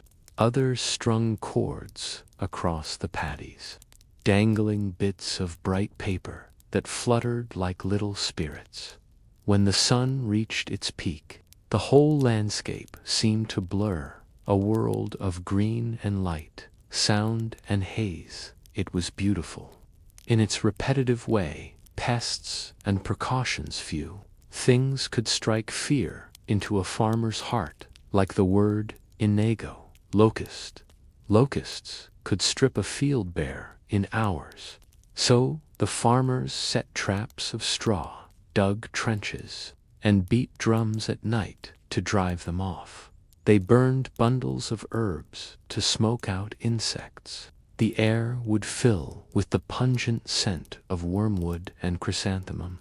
Some swore by superstition, hanging charms from the eaves, or leaving rice balls at the field's edge as offerings to appease unseen forces. But behind every ritual lay practical wisdom, refined by centuries of trial. Even when the pests were gone, there was always something else, a fungal blight, a sudden flood, an early drought. The rice farmer's life was not dramatic, but it was a long negotiation with chance. The tax collector's visit by late July, when the rice plants stood strong and the first ears began to form. Another figure entered the rhythm of the season, the village official. He arrived on horseback, wearing light summer robes of indigo cotton. Behind him came two assistants carrying scrolls and inkstones. They were not cruel men, usually, but they represented a system heavier than any one person. The rice yield of every village was recorded meticulously. A portion, usually around 40%, was owed as tax to the local domain, Han. In good years, the farmers accepted this quietly, bowing and noting the numbers. In bad years, the air grew tense, the polite smiles thinner, the bows slower. The official would walk the paddies, counting the stalks, dipping his hand into the water to test its depth, sometimes plucking a grain to examine its growth. Then, with a brush made from horsehair, he would mark his calculations on a wooden tablet. No one spoke until he was finished. Counting the grains rice was more than food. It was the currency of the Edo world. Merchants traded in it, samurai were paid in it, temples were supported by it, and so even the most remote farmer lived under the arithmetic of rice. Each household was responsible for a set amount of land. Families kept careful ledgers, written in brush and ink on long scrolls stored in the family chest. These scrolls recorded not only taxes but weather, pests, floods, and yields. sometimes stretching back generations in one record. From 1782, a farmer wrote, "The water from the upper canal came late. The lower fields withered. My wife went to the shrine to pray. The harvest will be half of what we expected." That same year, the Tenmai famine began, a slow disaster born of cold summers and volcanic ash from Mount Asama. It would last for 4 years and kill tens of thousands, even in villages untouched by famine. The fear of hunger lived quietly in every meal, summer, night, after sunset. The paddies shimmered under the moonlight. The frogs and insects sang in endless harmony. Families sat outside their houses to escape the heat inside. They fanned themselves with folded paper, sipping barley tea. The younger ones might tell ghost stories, tales of rice spirits who walked the fields, or women with white hair who appeared in the mist. The elders, more practical, talked about the canals, about the next tax collection, about how early the dragonflies had appeared. Fireflies drifted across the water like wandering stars. The beauty of those nights, like the hardship of the days, was accepted without question. To live close to the soil was to live close to impermanence. The village ledger. Every village had a nanushi, a headman. He was a farmer himself, but also the link between the people and the domain officials. His home, often the largest in the village, served as a small office. Inside, scrolls were stacked neatly in wooden boxes, each marked with a family's name. The nanushi spent his evenings writing, using an oil lamp that smoked faintly. He recorded births, deaths, land boundaries, and yields. His handwriting, though plain, was a record of the entire village's survival. Once a year, the records were reviewed by the regional magistrate. Any discrepancy, a missing household, an unreported death, was investigated carefully. The bureaucracy of Edo, Japan, was slow but precise. It depended on trust and fear of dishonor. To misreport a yield was not just a financial crime. It was a moral one. Barley, millet, and borrowing, though rice, defined the economy. Most villagers did not eat pure white rice. Polished rice was reserved for the wealthy. Farmers ate a mix of barley, millet, and unpolished brown rice, foods that filled the stomach but carried little prestige in lean seasons. They mixed acorns or chestnuts into their meals. The village had its own system of lending and borrowing. Rice was lent at the start of the planting season and repaid after harvest, with interest measured in handfuls. There was even a proverb: rice borrowed tastes of salt. Rice repaid tastes of sweetness. Debt was normal, but shameful only when unpaid. The quiet moral economy of the countryside was held together not by law, but by reputation. A farmer's word, once broken, was as heavy as a broken plow. Heat and illnesses. Summer deepened. Heat brought sickness. Malaria and dysentery swept through the lowlands. Fevers spread among children. The remedies were simple: bitter herbs, barley gruel, prayers. Sometimes the village called for a traveling healer, a man who carried a box of dried roots, powders, and folded charms. He was treated with respect, though few believed he could truly cure. Still, he represented hope, and hope was worth a cup of rice and a place to sleep in the evenings. Mothers sat beside their children, fanning them through the long, humid nights. Outside, the rice grew steadily, indifferent to human pain, yet dependent on human care. Reflection in the water. By late August, the heads of the rice plants grew heavy with grain. The paddies no longer rippled easily. They stood still, weighted by the promise of harvest. The farmers walked the ridges slowly, measuring the fullness of each stalk, pressing the kernels between their fingers. There was pride, of course, quiet, unspoken, but also worry. Storms could still come. Floods could erase a season's labor overnight. Even so, as the sun set on those heavy green fields, the farmers' reflections glimmered faintly in the water, tired faces, calm eyes, worn hands resting on their knees. If you asked them what they worked for, they might simply point at the rice and say nothing. For them, enough was never abundance. It was survival, measured in grains. As the moon rose above the paddies, a slow breeze moved through the stalks, and the whole village seemed to breathe with the land itself in that stillness. One could almost hear the unspoken rhythm of generations, the steady heartbeat of a civilization built on patience. Yet one question lingered in the humid night air. When life is reduced to tending, measuring, and surviving, what becomes of joy?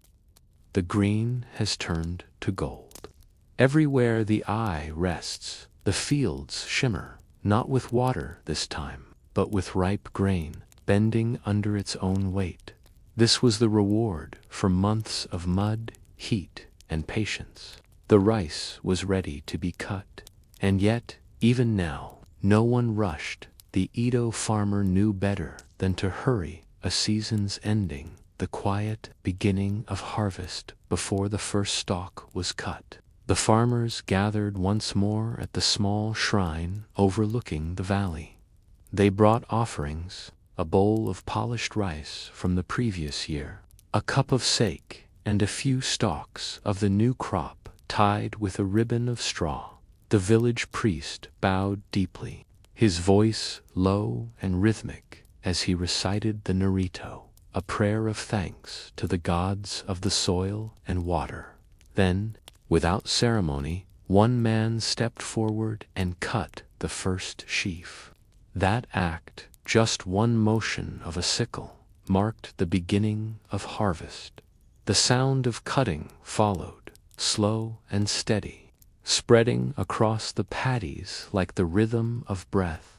Each stroke was the same as it had been for centuries, a short pull of the hand, a soft hiss of straw, the whisper of stalks falling into bundles. The farmers worked, bent low, faces hidden beneath wide straw hats, moving through the golden sea like slow shadows, tools of repetition. The sickles were small, their blades slightly curved. Each one was sharpened carefully each morning on a flat whetstone as they cut. The farmers bound the stalks with straw rope, nothing wasted, nothing left idle. Bundles were carried on shoulders to the Hasbutake, the drying ground near the village edge. There, tall wooden racks were built, and the rice was hung to dry in the autumn wind from a distance. The drying fields looked like rows of golden curtains swaying gently. Children helped too, gathering the fallen grains, tying smaller bundles, laughing softly as they worked. There was no urgency, but also no rest. The weather could change suddenly, and rain could ruin the crop. The sound of labor filled the air, yet it was a peaceful sound, like the whisper of time itself. Measuring the harvest when the rice was dry, it was threshed, beaten against wooden frames to release the grains. The air grew dusty with chaff. Women sifted the rice through woven baskets, separating husk from grain with practiced movements. Inside the barns, men shoveled the grain into sacks made of hemp. weighing and recording each measure with care. The old units of measurement were poetic koku. 2 sh1 koku was enough rice to feed a man for a year. It was also the standard by which wealth, status, and obligation were measured. Every household knew its numbers by heart. How many koku were owed? How many could be kept? How many must be set aside in case of famine in the nanshi's home? The tax records were updated again, each mark on the scroll as precise as the swing of a sickle. Nothing was wasted, not even the bran. It was used for pickling vegetables, feeding livestock, or cleaning floors. The world of the farmer was one of total economy, where every speck of rice carried weight, meaning, and memory. Autumn evenings, when the day's work ended, smoke rose from every chimney. The smell of straw fires drifted across the valley, sweet and faintly bitter. Dinner was humble: rice with barley, pickled radish, miso soup, maybe roasted chestnuts gathered from the forest edge. The children fell asleep quickly, exhausted but content. The adults sat by the hearth, weaving straw sandals, braiding ropes, or simply watching the flames. The crackle of the fire was joined by the sound of insects outside, now fewer as the air cooled. Autumn was a season of reflection, when the rhythm of life slowed and the villagers counted not only their harvest, but their luck. In years when the yield was good, there was quiet gratitude. In years when it was poor, there was resignation, not anger. As one old saying went, the rice grows by the grace of heaven, but heaven does not answer questions. The festival of new rice. After the harvest came a small celebration called Nianamasai, the tasting of the new rice.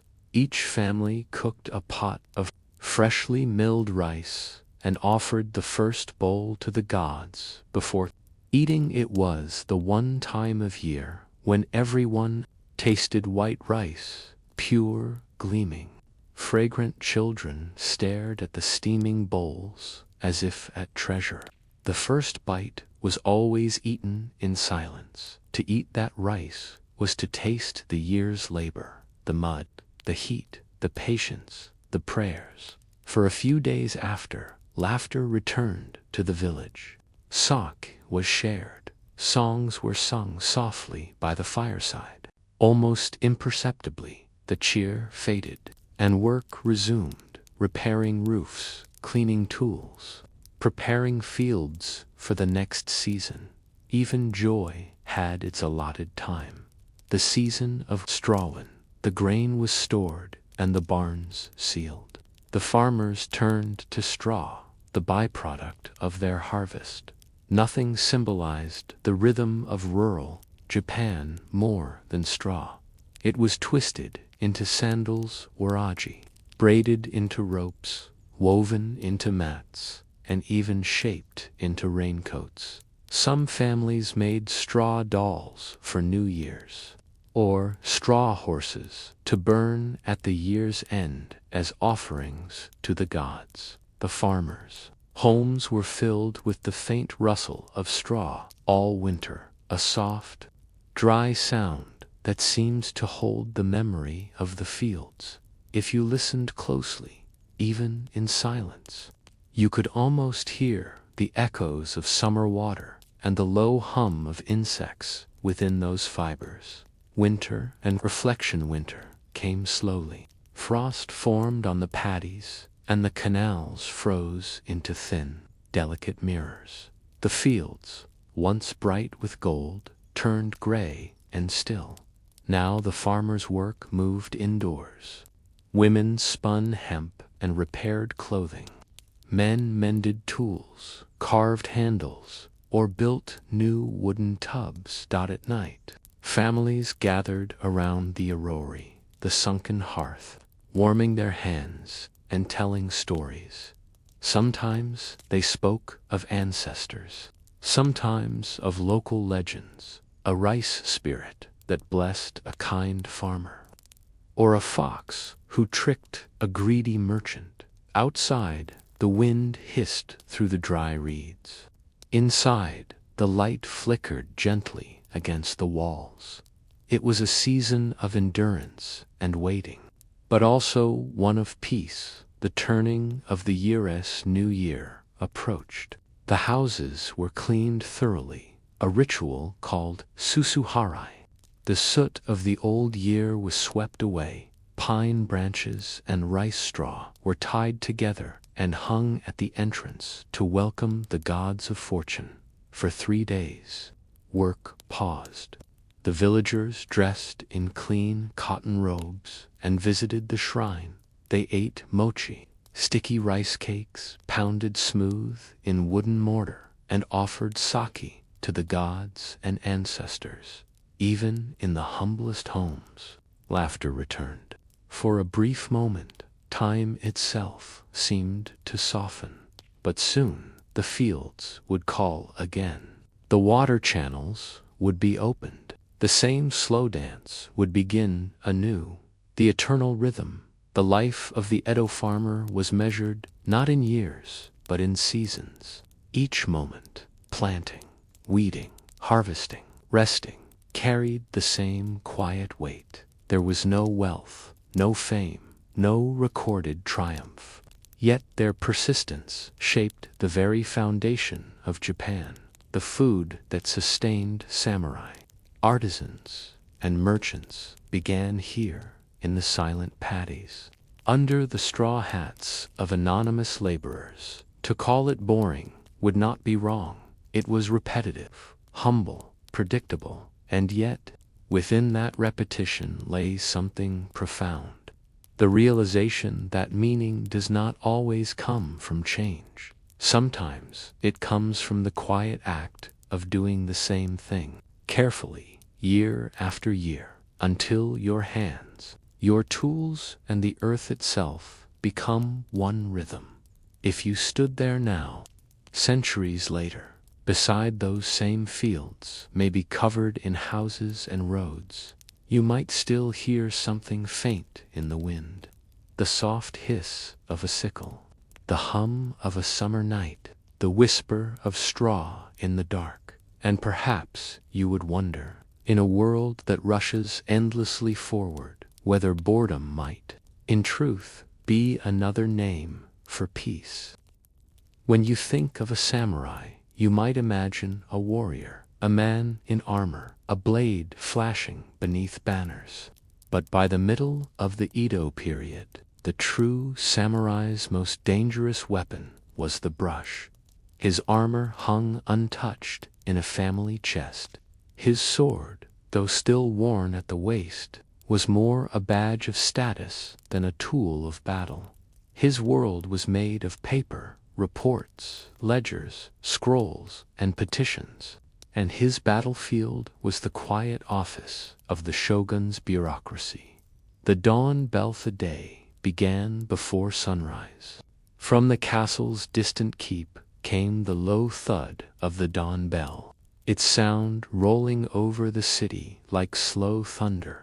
Inside narrow townhouses of Edo's samurai districts, candles were lit, water fetched, and doors slid open with a gentle shi against their wooden frames. A low-ranking samurai, a gokunin, or hatamoto clerk, would rise, fold his bedding neatly, and wash his face with water from a wooden basin. His home was modest, tatami mats, paper screens, a small alcove with a calligraphy scroll. His wife, already awake, prepared a simple meal of rice, miso soup, and pickled vegetables. Outside, the streets were still gray. The air smelled of ash and morning dew. The samurai dressed carefully, undergarments first, then his kimono, then the short sword wakizashi at his side. The longsword katana slung at his hip, though it would not leave its sheath all day. he bowed toward the household shrine before stepping outside, greeting the morning with silence. The walk to the bureau, his walk to the office, took him through the samurai quarter, a maze of identical houses and narrow canals, each home belonging to another man of the same rank and salary. The roads were swept clean by neighborhood servants. Smoke rose from breakfast fires. Somewhere a rooster crowed. Every man walking that path wore nearly the same clothing, dark indigo, muted browns, a crest on the sleeve from above. They must have looked like a slow current of shadow moving through the ordered streets. Conversation was rare. To speak loudly before one's superiors might be considered rude. To be too cheerful, unprofessional. So they walked in silence, their sandals whispering softly on the dust road, each lost in his own thoughts, or perhaps in none at all. Arrival at the office building, or Bugasho, stood within a fenced compound near the castle. It looked plain from the outside, wood and tile, like a temple without adornment. Inside, it was a world of formality. At the entrance, every samurai bowed deeply to the portrait of the shogun. Then they removed their sandals and stepped onto the polished wooden floors. The air inside smelled of ink, cedar, and faint smoke from the small braziers used to keep away the morning chill. They entered a large hall where rows of low desks sat neatly in order. Paper screens divided the rooms. In the back sat the supervisors, men of higher rank who seldom looked up. Each desk held brushes, inks, and stacks of folded paper tied with string.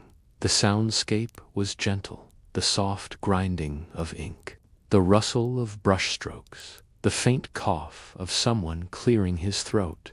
The ritual of inkbee for writing began. There was a small ritual, as automatic as breathing. The samurai took his inkstone and added a few drops of water. Then, with slow, circular motion, he rubbed the ink stick against the stone until the water turned black and thick. It took several minutes. No one hurried. The act itself was meditative, a way of entering the proper frame of mind. Then came the brush, the first deliberate stroke, the quiet exhale of concentration. He copied records, land surveys, rice quotas, tax tallies, complaints from villages, permissions for bridges or ferry routes. Every stroke of the brush carried weight. A single misplaced mark could change a man's fortune or ruin a village's record. Mistakes were rare, not because samurai were infallible, but because the system allowed almost no room for speed. In a world built on paper, accuracy was sacred. Lunch and stillness, the work continued until midday. At noon, a bell was struck. Brushes were laid down, inkstones covered, scrolls tied shut. Lunch was eaten in the courtyard. Simple fare brought from home. Rice balls, dried fish, pickled plum. They sat in small groups beneath pine trees, speaking little. The air was heavy with the scent of tatami and sun-warmed cedar. Sometimes one man might recite a haiku or quietly discuss the news, a new edict, a rumored promotion, a change in the rice tax. But even gossip moved slowly here. Voices never rose above the whisper of the wind through the trees. A few younger clerks practiced calligraphy for pleasure, dipping their brushes in leftover ink and tracing poems on scrap paper. No sword unsheathed, yet paper cuts the hours like falling leaves. Then, without signal, everyone returned to work. Afternoon shadows. By mid-afternoon, Sunlight slanted through the paper screens, turning them gold. Dust motes drifted in the beams like tiny spirits. The samurai's brush continued to move. He recorded the inspection of a rural bridge. He copied a report about a fire in the merchant district. He logged the number of barrels of oil sent from Osaka. Each report followed a strict format: heading, date, seal, signature. When a document was completed, it was passed up the line. The senior official examined it silently, sometimes adding a single correction, sometimes none, when the seal was stamped. The sound was soft, tonk like a heartbeat. Dozens of such documents passed through the office each day, forming the invisible bloodstream of Edo's governance. No one ever saw the shogun himself, but his rule lived in these papers. In every BRUSHSTROKE dot, the long return, home at, the sound of the evening bell. The samurai packed away his brushes. The walk home was quieter than the morning. The air smelled faintly of rain. The city streets glowed with lantern light. Children played near the canals. Merchants closed their shops, and the cry of tofu sellers echoed faintly, "Tofu, tofu." The samurai passed it all like a shadow, neither rich nor poor, respected but weary. Home. His wife greeted him with a bow and poured tea. He ate in silence, listening to the night insects through the paper walls. Afterward, he might copy poetry by candlelight, or mend his clothing, or read a borrowed scroll of Chinese philosophy. When the candle burned low, he lay down on his tatami mat, folded his hands, and closed his eyes to the hum of the city. An unfinished reflection. He dreamed not of battles or glory, but of ink, dark, endless, and calm.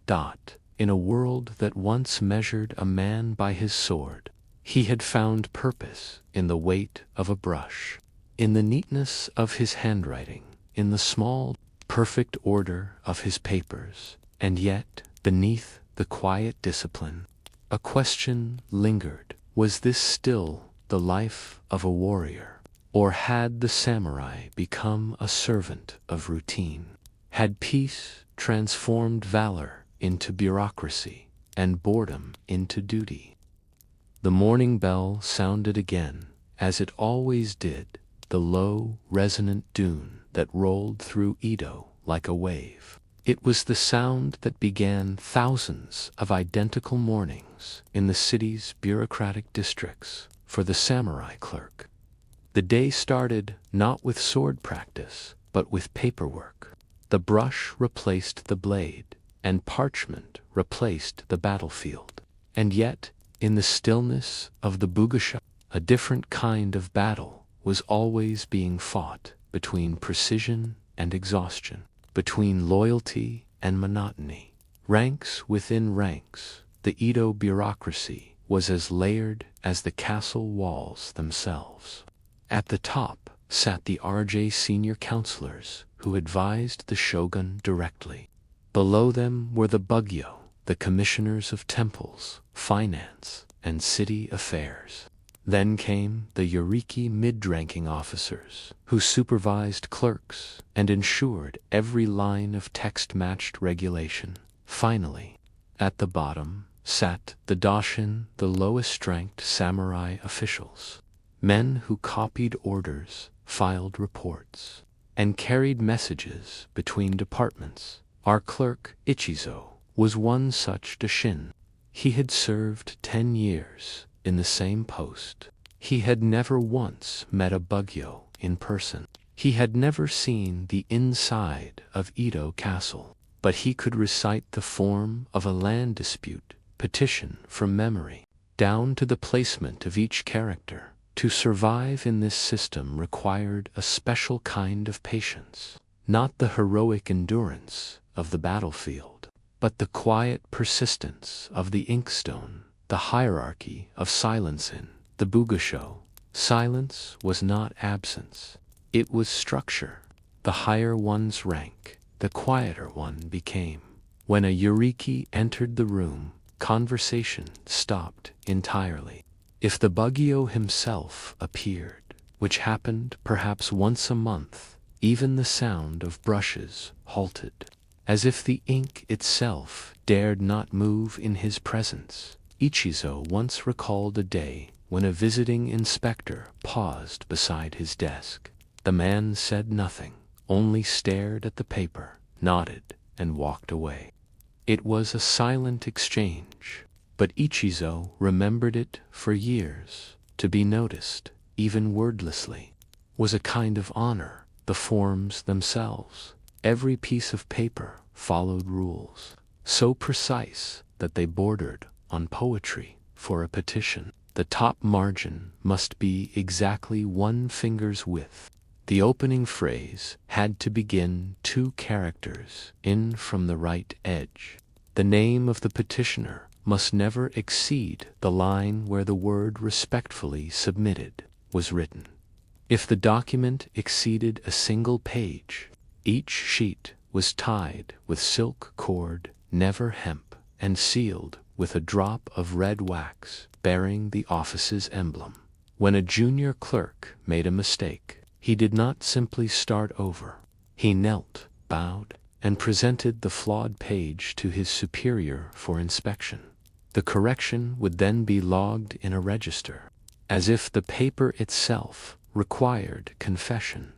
It was bureaucracy elevated to ritual, tedious, exacting, and strangely sacred, a bureau's daily life. The workday unfolded with slow regularity. Morning hours were devoted to copying edicts and tax returns. Afternoon brought correspondence with distant provinces. Couriers arrived from villages, bearing sealed packets tied with string, stamped with local crests, and smelling faintly of smoke from long journeys. Ichizo received one such dispatch from a village in Musashi Province. Inside was a petition written by farmers requesting permission to rebuild a bridge destroyed by a flood.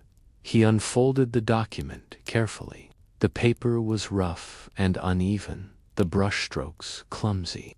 The farmers had signed their names with thumbprints rather than characters. Ichizo's task was to rewrite it in the correct format. A simple act that might decide whether that bridge was ever rebuilt. He did so with care, line by line, in clean, steady script.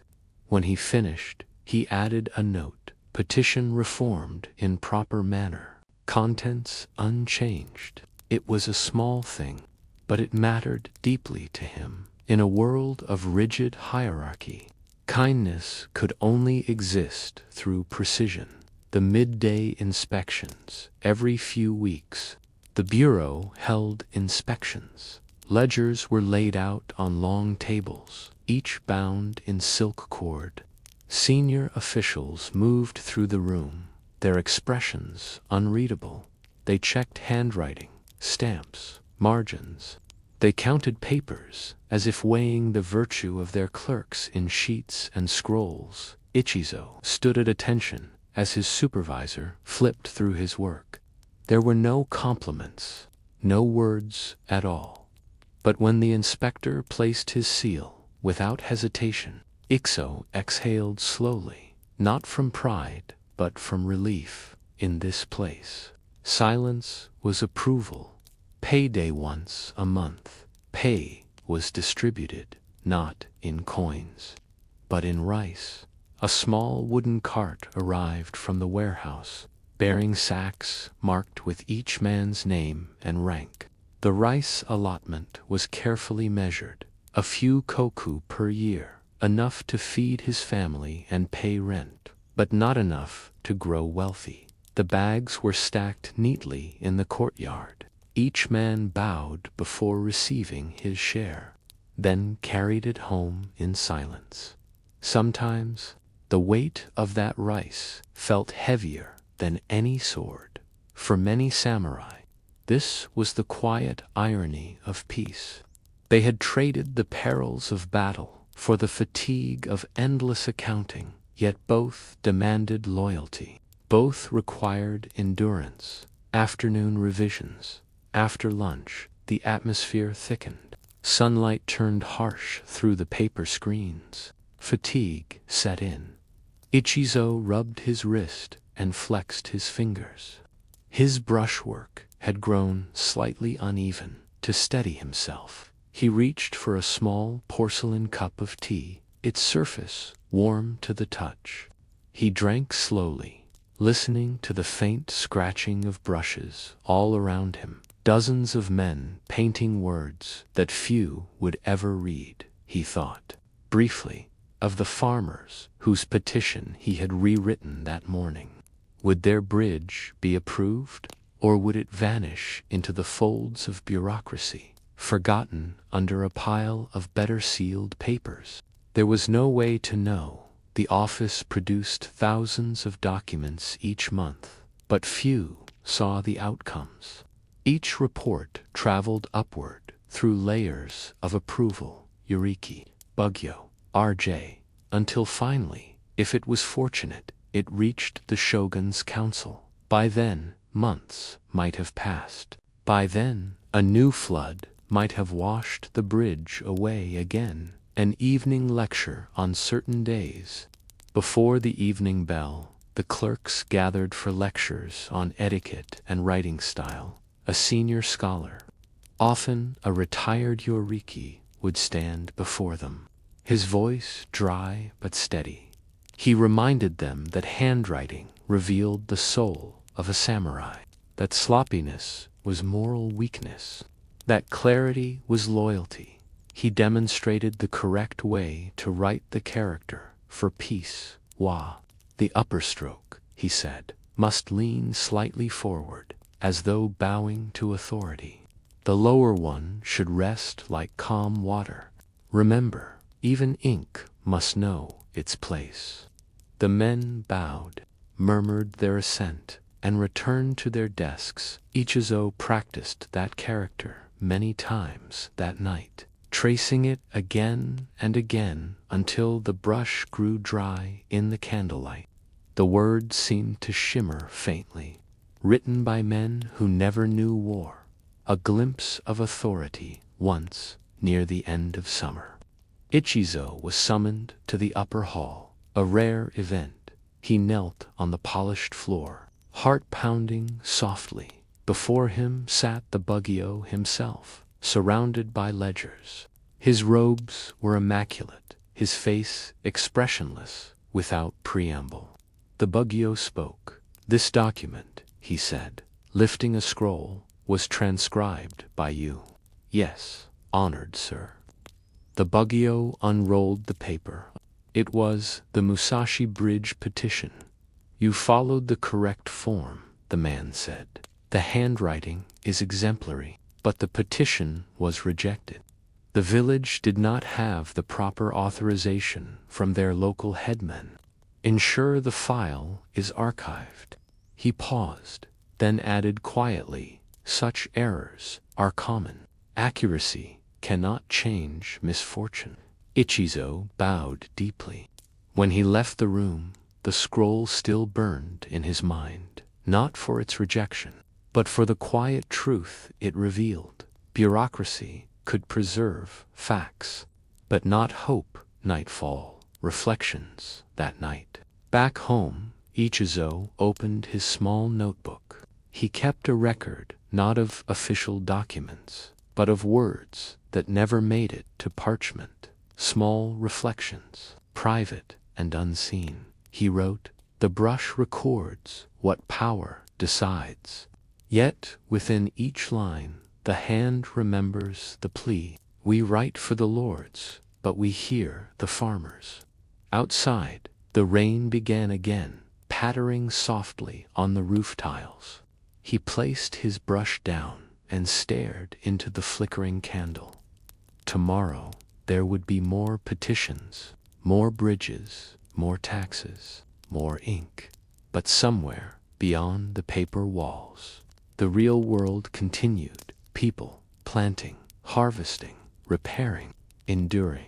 He wondered if the shogun ever thought of them, or if governance, like ink, simply darkened whatever it touched. The candle went out. The house fell silent. And the city of Edo, vast and dreaming, turned another page in its long, bureaucratic story. The passing of time in Edo could be measured not by calendars, but by brushstrokes. Each day a page, each page a season, each season a small eternity. By the time autumn arrived again, the air had grown cooler, the light softer. And in the Bureau of City Affairs, little had changed. The desks stood in perfect rows. The screens still whispered with the wind. And Ichizo, now in his 40s, continued to arrive each morning precisely as he had for decades, his sandals silent, his posture straight, his expression unreadable. The clockwork of Dutito's bureaucracy was a living organism. Each man was a cell within it, performing his function so precisely that the system itself seemed immortal. When an old clerk retired or died, another took his place, sitting at the same desk, using the same inkstone, following the same procedures. The handwriting changed, but the work did not. In that sense, Ichizo understood his purpose, not to be remembered, but to continue. He had once dreamed of promotion, perhaps to Yuriki, with a small office of his own. But such promotions came rarely, and always through favor or family. By now, he had learned to take quiet satisfaction in a clean page, a neat margin, an error caught before it left the room. These were small victories, invisible, perhaps, but they gave rhythm to the endless tide of paper. The new generation that autumn. New clerks arrived, young men in fresh robes, their inkstones still gleaming. They bowed awkwardly, asked too many questions, and wrote with the stiff, uncertain hand of inexperience. Ichizo was assigned to train them.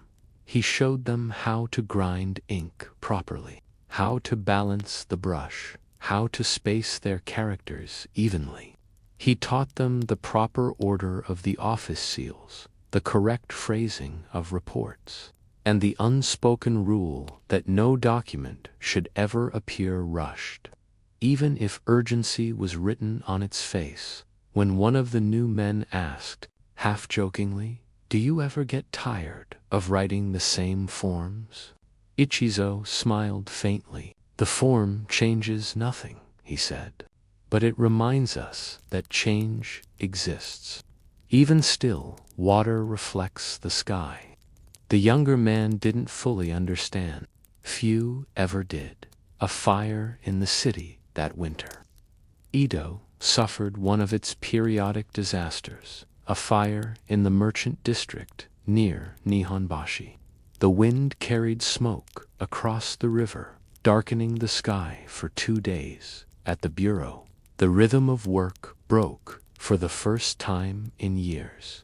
Couriers arrived breathless with reports, lists of burned homes, missing persons, lost inventories. The office filled with the smell of ash clinging to their robes. Ichizo's task was to compile the names of the affected merchants and calculate their taxes, exemptions for the year. The work went on for nights without sleep. Lanterns burned until dawn. The air grew thick with the scent of ink and fatigue. By the third night, Ichizo paused to stretch his aching wrist. Through the open window, he saw the faint red glow of smoldering ruins in the distance. The city burned. Yet here, in this quiet hall, the world was already being restored, line by line. Number by number, it struck him that the bureaucracy's real strength was not in preventing chaos, but in absorbing it, turning tragedy into paperwork. And perhaps that, too, was a form of peace. Letters from the countryside, months later, when the fire was long forgotten. A letter arrived from Musashi Province, the same village whose petition he had once rewritten. The courier delivered it to Ichizo personally. Inside was a simple message, written on rough paper. The bridge is built. We send our thanks. The children cross it every morning to reach the fields. Ichizo stared at the words for a long time. The petition, he recalled, had been officially rejected. Yet, somehow, the villagers had built the bridge anyway, without permission, without paperwork. He wondered who had helped them, who had ignored the rejection. Perhaps some provincial officer had quietly allowed it to pass. It was a small rebellion, one that existed entirely outside the walls of the book, and yet it filled him with something close to relief. Not all order came from documents.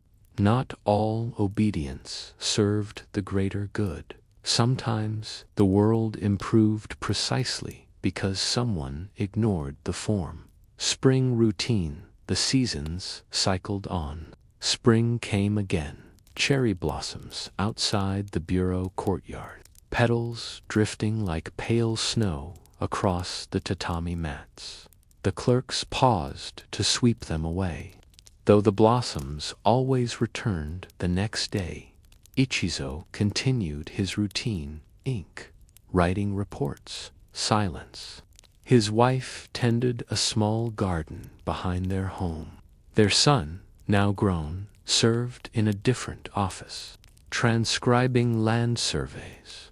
The rhythm of their lives was like the rhythm of breathing, unnoticed, constant, necessary. Sometimes, walking home at dusk, Ichizo would pause by the canal and watch the lanterns reflecting in the water. The city's lights trembled softly, and the sound of frogs echoed in the reeds. He thought of all the documents he had written, tens of thousands, perhaps none of which bore his name. And yet, without those papers, the city would falter. Each brushstroke was a quiet act of maintenance, keeping the world from unraveling. That realization comforted him. Even a small hand, moving steadily, could keep an empire balanced. The last document years later, Ichizo fell ill. His hand began to tremble when he wrote. His brush slipped, leaving faint blots. He continued working until his supervisor gently told him to rest. On his final day at the bureau, he arrived early, before the others. The morning light slanted through the paper screens, illuminating the empty desks and the faint dust in the air. He sat at his place one last time. In front of him lay a document, a routine report on grain storage in a northern province. He dipped his brush, drew the first line, and paused. For a moment, he felt the same calm he had known every morning for 30 years. Then he finished the form, rolled it carefully, and sealed it. He placed the brush beside the inks, perfectly aligned. As always, when the others arrived, they found him sitting quietly, hands folded, eyes closed. He had passed away some time before dawn, his expression serene, on the desk. His final report bore the word Kanryo completed. The bureau without him the next day. Another man sat at his desk. The inkstones were refilled. The ledgers continued. No one spoke much of Ichizo, though a few older clerks mentioned his neat handwriting, his patience, his quiet smile. His family received a small stipend from the bureau, delivered with formal condolences, written in impeccable calligraphy. Outside, the city moved on. The shogun issued new edicts. The merchants reopened their shops. The clerks copied the orders.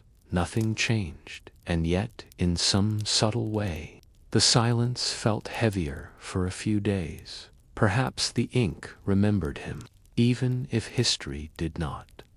Reflection, the paper, legacies, centuries later. Historians studying Edo's bureaucratic records would marvel at their completeness. Entire shelves of scrolls, maps, tax ledgers, household lists, water permits survived earthquakes, fires, and wars. Among them, tucked within the archives of the Ministry of City Affairs, was a stack of grain reports from the 1730s. One bore the signature of a minor daishin, written in careful brushstrokes, dated the 3rd month of Kaya Shirwu. The handwriting was neat, unremarkable, perfect. No one knew who Ichizo was. No one needed to. His purpose had been fulfilled the moment the seal dried. As modern scholars turned the fragile pages, the faint scent of ink still lingered, the same ink ground in quiet mornings. The same devotion poured into 1,000 forgotten forms. Through that scent, through those strokes, his life endured. Not as a name, but as an impression, the texture of diligence itself. A quiet thought to end when we think of the samurai. We imagine swords and valor.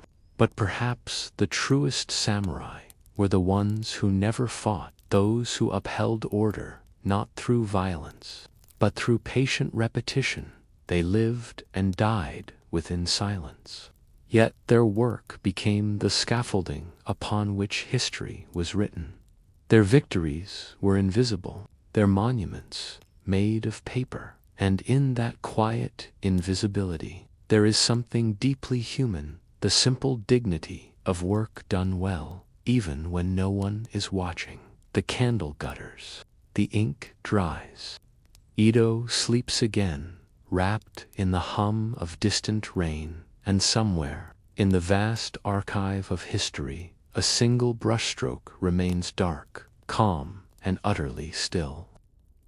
Before the sun rose over Edo Castle, when the canal mist still curled between wooden bridges, the first workers of Nihonbashi were already awake in a narrow alley behind the fishmongers and rice brokers stood a small workshop, its air thick with the scent of smoke, tallow, and faint sweetness. Here, beneath a sagging paper lantern painted with the character for light, dung, the candle makers began their day. The quiet trade, the making of candles, rosuku, was an old craft in Edo. Unlike the great merchants of silk or ceramics, candle makers held no prestige.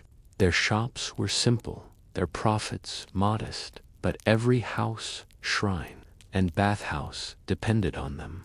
Without candles, the city would sink into darkness after sunset. The scribes could not write, the tea-houses could not serve, the guards could not patrol. Light was the invisible foundation of the night's order. And so, even though few noticed them, candle makers held a quiet kind of importance, a profession both ordinary and indispensable. Wax of the treason like the tallow candles of Europe. Edo's finest candles were made from the wax of the haze tree, the Japanese wax tree, Toxicodendrons succedaneum. The wax was extracted from berries gathered in the provinces of Kyushu and Shikaku.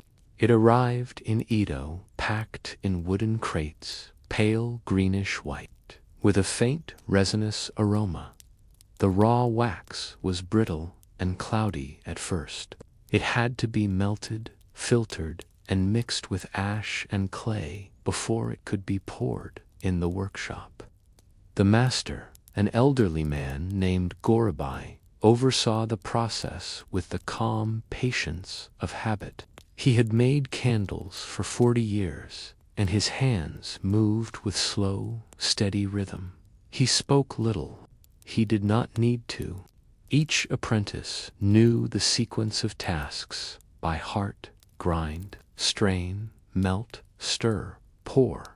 The tools were simple but precise. A copper pot for melting wax, a long wooden paddle for stirring, rows of reed wicks, tied in bundles, hung from a bamboo rod, and a set of smooth wooden molds, polished from years of use. The molds were shaped like cylinders, each fitted with a thin core where the wick would run. To pour wax into these molds required timing. The wax had to be hot enough to flow smoothly, but not so hot that it burned the reed wick. The apprentices worked quickly, filling each mold with practiced care. The air shimmered with heat. Outside, the first light of dawn glowed faintly through the paper walls. But here, the candle's future light was already being born. A slow, repetitive beauty. There was nothing dramatic about the work. No sparks flew, no flames roared. Only the soft sound of wax being poured, the faint hiss as bubbles escaped, the gentle scrape of the paddle against the pot. It was a world of repetition, yet within it there was beauty. The wax's surface rippled like rice pudding before hardening to a pale sheen. The molds were left to cool, lined up neatly like soldiers in formation. Gorabai would inspect each one, tapping gently to test the firmness. A small crack, a slight unevenness, a stray air bubble, each was noted silently. The apprentices did not see this as criticism. It was simply the way of things. Perfection in candle making was measured in stillness. The morning meal the apprentices paused for breakfast, bowls of rice and miso soup, eaten cross-legged beside the workshop's brazier. The scent of wax mingled with the smell of charred fish outside. The alley was beginning to wake.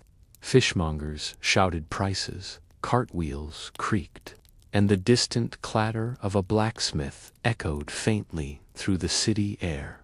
One apprentice, a boy of 16 named Seiji, asked softly, "Master, why don't we use animal fat like the Westerners do? Their candles burn longer." Gorabai stirred his tea before answering. "Because their smell of death," he said, "and ours smell of trees. A candle should remind you of life, not the end of it." Seiji nodded. He would remember that line for years. The wax reheated. After the meal, the molds were removed. The hardened candles were lifted carefully, revealing their smooth, pale forms. Each candle was then reheated briefly over a charcoal flame to smooth the surface. The wick was trimmed, twisted, and set perfectly upright. Then came the finishing touch, brushing the candle's surface with a mixture of fine ash and oil to give it a faint matte glow in the afternoon light. Hundreds of completed candles gleamed faintly, stacked in rows like ivory scrolls. Some would go to the temples of Asakusa, others to merchants' homes, others still to the shogun's warehouses. Each carried within it a few hours of future brightness, a small, measured piece of time. The cost of light. Though candles were everywhere in Edo, they were not cheap. A single fine wax candle could cost more than a laborer's lunch. Commoners used smaller, tallow-based ones, or simple oil lamps made from crushed sardines, so the candles of Nihonbashi were often reserved for merchants, scholars, and officials, those whose work continued after sunset. For the rest of the city, night was marked by the rhythm of darkness itself, the glow of the moon, the lanterns of patrolmen, the fire watch towers' dim silhouettes. But for the few who could afford them, candles symbolized luxury, diligence, and culture, a flame that whispered of refinement. A visit from the inspector near midday. A city inspector arrived, a samurai official dressed in plain indigo robes. He checked the wax stockpiles, measured the molds, and made brief notes on a wooden tablet. His tone was polite but distant. The shogunate requires accurate labeling of candle sizes. There have been reports of merchants shortening the wax to save cost. Gorabaya bowed deeply. We would never shame our name with deceit, sir. The inspector nodded, glanced at the finished stock, and left without a word. As the door slid shut, the apprentices exhaled quietly. Even candlemakers, humble as they were, lived under the same strict gaze as everyone else in Edo. A city held together by reputation as much as law. Evening sales as dusk approached. Seiji loaded boxes of candles onto a wooden cart. He wheeled them down the narrow street toward the merchants' row near the bridge of Nihonbashi, where lanterns already flickered in the growing dark. Shopkeepers bowed as he passed. Some haggled lightly, others placed orders for temples, inns, or schools. The candles were stacked carefully, each wrapped in paper stamped with the workshop's seal, a single brushstroke circle representing the flame dot. By the time Seiji returned, the sky was indigo. The master was still awake, sitting beside the molds, scraping wax from the pot for reuse.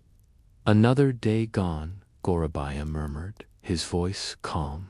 Another day's light prepared. The candle's paradoxy night finally fell. The apprentices lit one of their own candles for the altar in the corner. The flame burned high and steady, its base trembling faintly in its glow. The walls of the workshop came alive, shadows moving across the bamboo racks, the gleam of cooling wax, the reflection of the master's calm face. Seiji watched in silence. He thought of how the candle consumed itself, giving light by surrendering its body to heat and air. It burned so quietly, so beautifully, and yet it vanished the whole time. The master noticed his gaze. "A candle," he said softly, "is like our work. The more perfect it is, the less of itself remains." Outside, lanterns flickered along the bridges, their light dancing across the canal waters. From distant tea-houses came the low hum of music, the laughter of patrons, the faint chime of shamisen strings, and somewhere within it all, in a small workshop no one thought to visit, a handful of men prepared the light that made the night visible. Wax and flame, silence and labor, all blending into the slow, eternal rhythm of a city that never truly slept. As the last candle burned low, Seiji trimmed the wick one final time, whispering a quiet prayer not for success, but for steadiness, for the kind of work that shines briefly, then disappears with grace. And as the flame flickered out, leaving a thin wisp of smoke curling upward, the room fell into perfect, peaceful dark. Night and day in Edo were not opposites. They were continuations of each other, two halves of a rhythm that pulsed through streets, temples, and tea-houses. By the 18th century, the city was alive almost every hour. Watchmen patrolled, noodle sellers carried lanterns, and scholars read late into the night. Candles, though simple, made this restless continuity possible. for the candle makers of Nihonbashi. That meant demand never truly ceased. The apprentices, the youngest apprentice, awoke before sunrise again. His back stiffed from sleeping on the tatami near the workbench. He rolled up his bedding neatly and stepped outside. The air smelled faintly of river dampness and charred wax. The streets were quiet, except for the soft clatter of a cart in the distance. Inside, the master Gorabai was already seated by the melting pot, stirring wax with his long paddle. He never seemed to sleep much, Seiji thought. The fire beneath the copper pot flickered, casting light on the old man's lined face. "You'll tend the molds today," Gorabai said simply. Seiji bowed, rubbing his eyes awake. He had learned to measure his day not by hours, but by the rhythm of the wax melting, pouring, cooling. Trimming it was a slow apprenticeship, but in Edo, patience was its own kind of virtue. The Guild of Candle Makers, though small, the candle makers were organized into a trade guild known as the Rosaku-tan. Their guild house, located near Hachibori, served as both meeting hall and registry. Only licensed members could sell candles within the city. Prices, materials, and quality were all overseen by the guild, a necessity in a time when even a small fire could destroy entire neighborhoods. A poorly made candle was more than a defect. It was a danger. Once a month, Gorabai would walk to the guild house, carrying a small chest of candles to submit for inspection. Inside the hall, merchants and craftsmen would bow, exchange greetings, and inspect one another's goods. Each batch was tested, one candle lit, its wick timed by a sandglass. If it burned too quickly, the wax was deemed impure. Too slowly, and the wick was said to be overwound. The difference between approval and rejection could mean the survival of a shop. Seiji once accompanied his master to one of these inspections. He remembered the silence, men watching a single flame with grave attention, as though the destiny of Edo's night depended upon it. The wicks of reed and paper, one of the most delicate steps in candle making, was preparing the wick. Unlike Western wicks made from cotton, Edo wicks were crafted from washi paper, twisted tightly around the pith of a reed. The process was painstaking.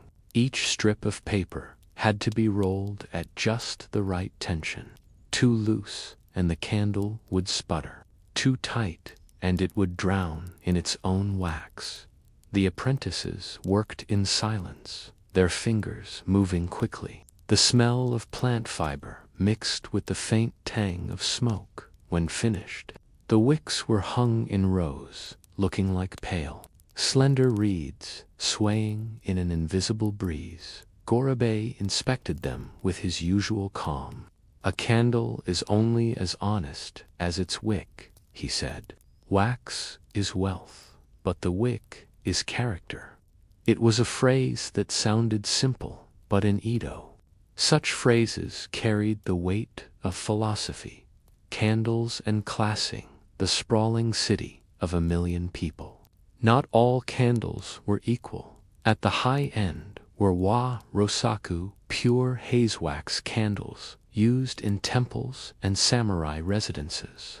They burned with a clean, bright flame and little smoke. At the low end were jiru rosaku, made from animal fat, cheaper, smokier, and foul-smelling. The divide mirrored Edo society itself, the refined and the practical, existing side by side. The shogunate palace used thousands of fine wax candles each year, their light falling on scrolls, maps, and ceremonial screens.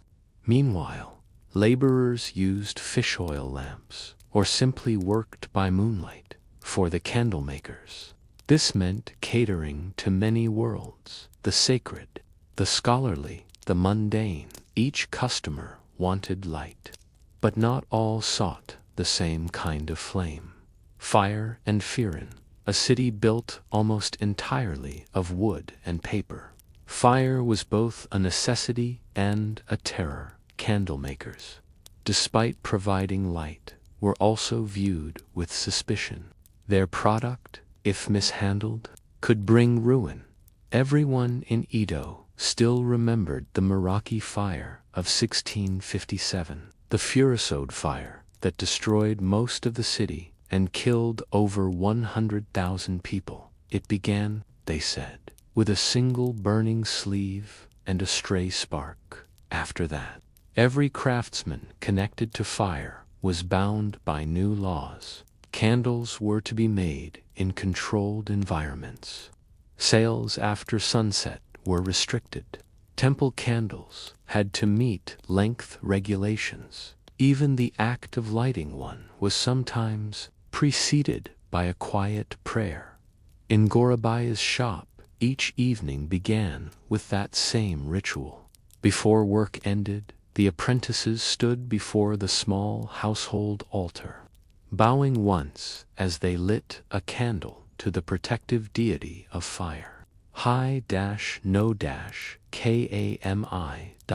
The flame that followed felt gentler somehow, as though tamed by reverence. Light for the temple's one autumn morning. A messenger arrived from Sensuji Temple in Osaka, requesting a new order of 100 temple candles. Temple candles were different, tall, thick, designed to burn for hours during ceremonies. The wax had to be of the highest purity. Even a faint trace of oil or soot was considered impure. Disrespectful to the Buddha, the apprentices worked for 3 days to fill the order. Each candle was hand-poured in layers, allowed to cool slowly between coats. The surface gleamed like pale ivory. When packed into wooden crates lined with paper, they looked almost too perfect to burn.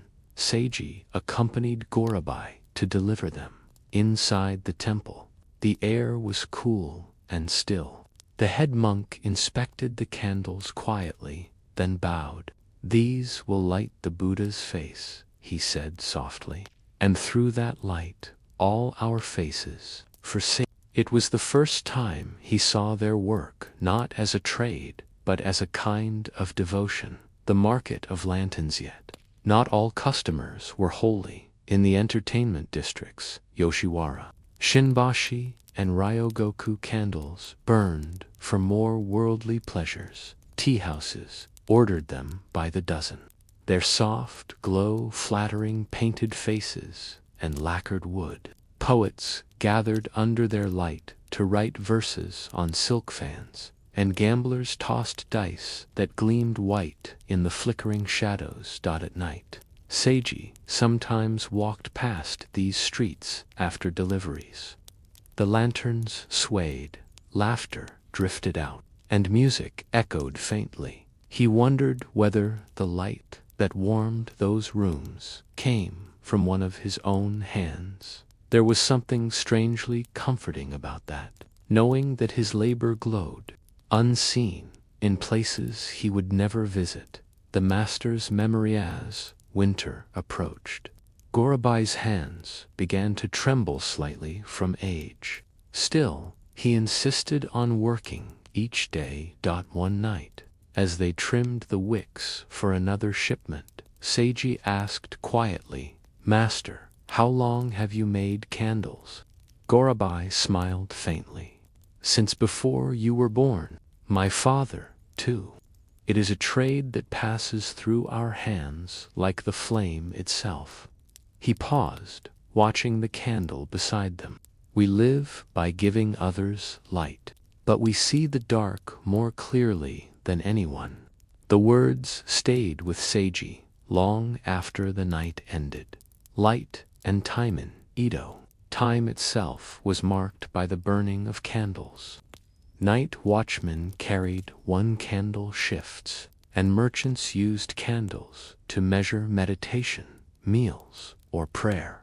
A candle's lifespan was both clock and companion. To watch it burn was to feel time not as numbers, but as presence, soft, melting, inevitable. Even Gorabaya's records listed orders in units of flames rather than hours. 3 flames for the tea master, 1 note read, 10 for the temple of Kanda Myagen. It was a poetic way of living, where light itself was currency, and time flowed at the speed of wax. An unexpected visitor one late evening, as snow began to fall over Edo. A stranger knocked at the workshop door. He was a scholar from Kyoto, traveling through the city. His lantern had burned out, and he needed a replacement candle. Gorobei welcomed him in and handed him one of their own. The scholar examined it, turning it in his hands. Ah, haze, wax, so fine. Do you ever think, he said, that these small flames are what keep our stories alive? Gorobei chuckled softly. No stories without light, he replied, and no light without a little smoke. The scholar bowed, tucked the candle into his robe, and disappeared into the snowy street. For a brief moment, his departing figure was lit by the faint orange glow, a single point of light. Swallowed by the white night, the snow thickened outside, muffling the city's usual noise. Inside, the last candle of the day flickered low, its wax dripping slowly down the base like frozen tears. Seiji stared at it and thought about how fragile it all was, how every bit of their work was meant to vanish. Yet it gave meaning to everything while it lasted.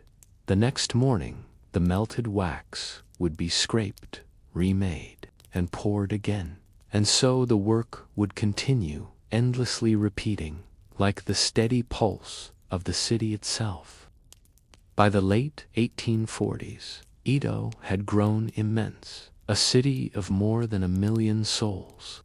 Its bridges, canals, and rooftops stretched like a wooden sea beneath the smoke of 1,000 hearths. And within that restless city, the candle makers of Nihonbashi continued their work, unchanged in method or patience, but change, as it always does, had already begun to creep quietly through their world, carried not by fire this time, but by oil, glass, and iron. Whispers of a new light. The first rumors came from Nagasaki, talk of foreign lamps that burned brighter and longer than wax. They used whale oil, or even stranger fuels brought by ships from America and Europe. At first, no one believed it.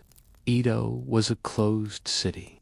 Foreign goods were rare and often distrusted.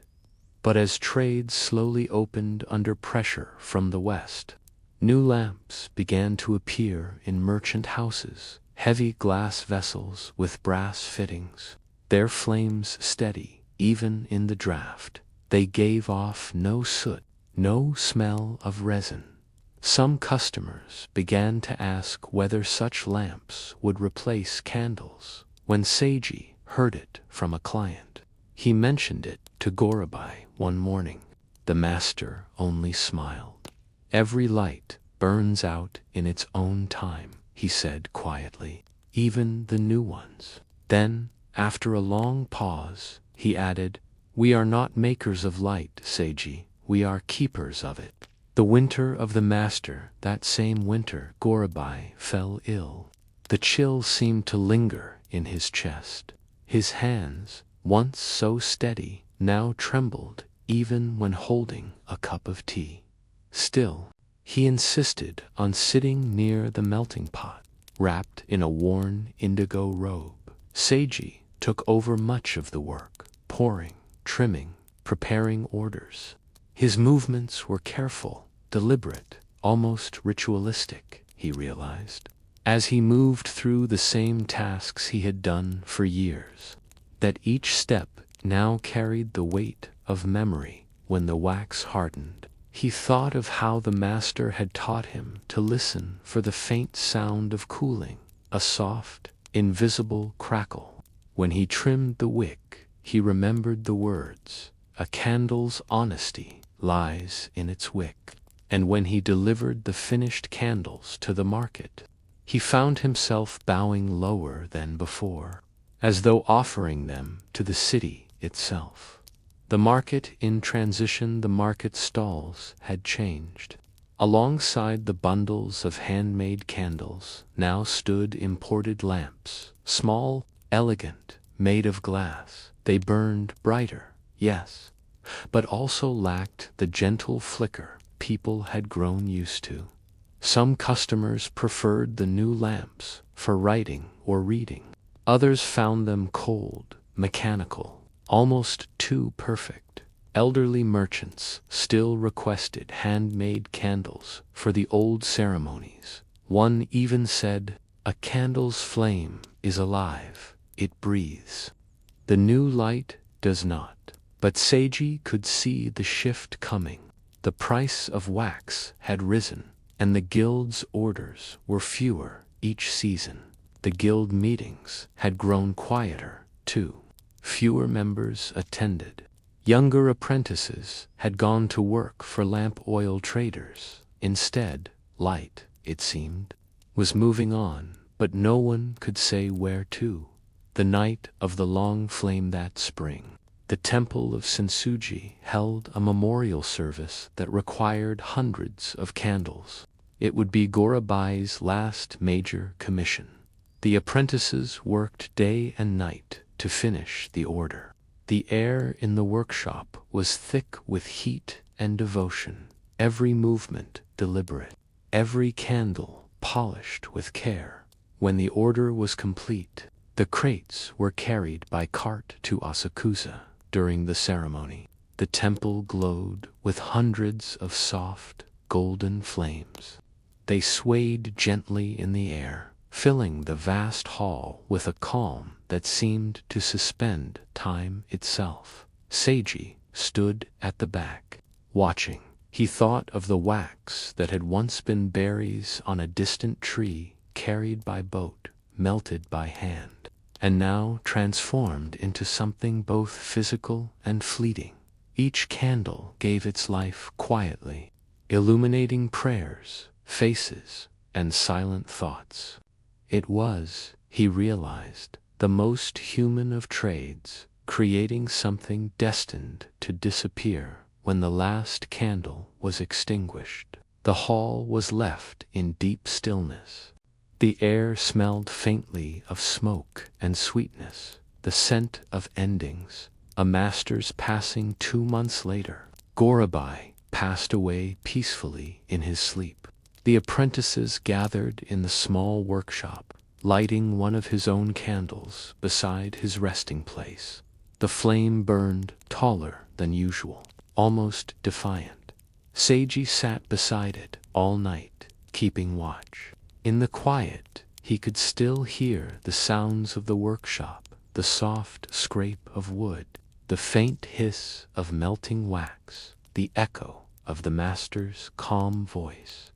When dawn came, he trimmed the wick as he had been taught and let the candle burn down naturally. By mid-morning, only a thin curl of smoke remained outside. Edo bustled as always, carts, cries from the fish market, unaware that another craftsman's light had quietly gone out. The slow declines, Eiji inherited the workshop, as was tradition. He continued the trade as best he could, though customers grew fewer each year. Oil lamps became common in merchant districts. Soon after, rumors came of gaslight installations in Yokohama, steady flames, burning through pipes that needed no tending. The very idea seemed impossible.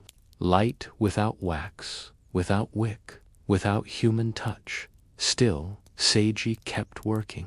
He took smaller orders, candles for temples, funerals, and festivals. He no longer cared for profit. The act itself, melting, pouring, trimming, had become its own comfort.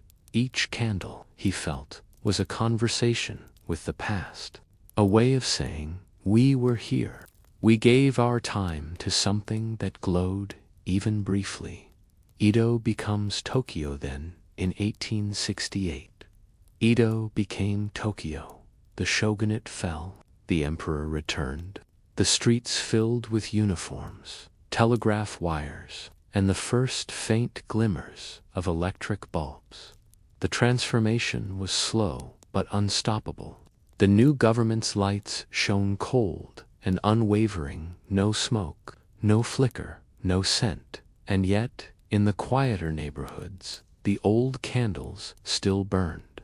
Temples, tea-houses, and old homes clung to the warmth of their glow, perhaps because it reminded them of a gentler rhythm of life. Seiji, now great, was often called the last candlemaker of Nihonbashi. He accepted the title with humility. He knew it wasn't entirely true. A few others remained, scattered through the city, but it felt like a fitting phrase for an era fading into shadow. The candle and the mirror in his later years. Seiji began keeping a small mirror beside his workbench. When he lit a candle, he watched the reflection of its flame, twin lights dancing together, one real, one imagined. He came to see in that reflection a kind of parable. The flame was the world, bright and restless. The reflection was memory, flickering but persistent.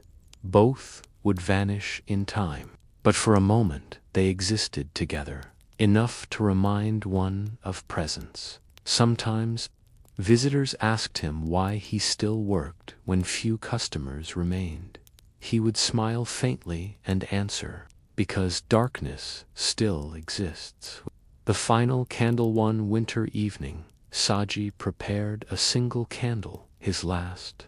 He used the finest haze wax, filtering it 3 times until it gleamed like pearl. He twisted the wick with perfect tension, then poured the wax slowly, layer by layer. When it cooled, he placed it upright on the small altar where Gorabai's portrait hung outside. The city buzzed with a new kind of energy, the hum of electric light, the clatter of trams, the steady glow of glass bulbs. But inside the old workshop, there was silence. Seiji lit the candle. Its flame rose gently, steady and golden, illuminating the faded scrolls, the wooden molds, the dust on the shelves. He sat for a long time, watching. The flame wavered slightly, then steadied, as if recognizing an old friend. When it finally burned low, Saji whispered a few quiet words, not a prayer, but a farewell. The last drop of wax melted. The flame bent, trembled, and went out. Epilogue: the persistence of small light decades later. When Tokyo had become a city of glowing towers and ceaseless movement, a small museum opened near Nihonbashi, dedicated to the crafts of the Edo trades. Among its exhibits stood an old candle mold, a copper pot, and a faded sign that read, "Workshop of Gorabai and Seiji, Candlemakers of Nihonbashi, 1782–1885. Visitors rarely lingered there. Most passed by quickly, drawn to brighter displays of lacquerware and porcelain. But those who stopped long enough would sometimes notice the faint scent of wax still lingering in the wood, as if the candles had never quite stopped burning. And in that quiet corner of memory, the wax and flame of Edo lived on, a small, steady light in history's long-shadowed night. In the end, It was not the brightness of the flame that mattered, but the care with which it was made, and the calm acceptance that even the purest light must fade. You might imagine that the heart of a great city beats with noise, the clang of tools, the creak of cartwheels, the murmur of markets. But Edo, for all its bustling energy, also had another heartbeat, one made of water and wood every morning. As the city's narrow streets stirred awake, a quiet rhythm began to ripple through its neighborhoods. Buckets sloshed, wooden tubs creaked, and the faint scent of cedar steam drifted over tiled rooftops. It was the rhythm of cleanliness, a kind of humble devotion that reached from samurai mansions to the smallest back alleys. The Edo people had a peculiar obsession, not with luxury, nor with grandeur, but with being clean. This was not simply a matter of appearance. It was a way of thinking, a philosophy that flowed through every layer of life in the early hours. Before the merchants opened their shutters or the fishmongers laid out their catch, streets were already being sprinkled with water, a ritual known as uchimazu. Housewives, apprentices, even children would take turns throwing ladles of water onto the dusty road. The act served several purposes: to cool the air, to settle the dust, and, perhaps most importantly, to show respect to the neighborhood and those who walked it. You can almost picture it, wooden ladles glinting in morning light, water fanning out in graceful arcs, the earthy scent rising from damp soil. The entire street would take on a softened glow, as if the day itself had been politely invited to begin nearby. In the Sento, the public bathhouse, the attendants were already at work. They stacked logs, stirred the hot water, scrubbed the wooden tubs with salt, and checked the vents of the kamaba, the fire-heated furnace below. A Sento was more than a place to wash. It was a small ecosystem of care. Every bathhouse had its own distinct scent, a mixture of the woods used in its construction, hinoki, cedar, or paulownia, and the faint mineral temps of the local well water. In Edo, most homes lacked private baths, so people relied on their neighborhood centers. That meant the bathhouse wasn't a luxury, it was a daily necessity, as ordinary and essential as buying rice or sweeping one's doorstep. Inside, the design was simple but deliberate. The entrance separated men and women by elegant curtains, Norin dyed with deep indigo or soft gray. Shoes were left at the threshold, a symbolic step between the dusty outside world and the purified space within. Past the curtains lay the washing area, a row of low stools, shallow basins, and wooden pails.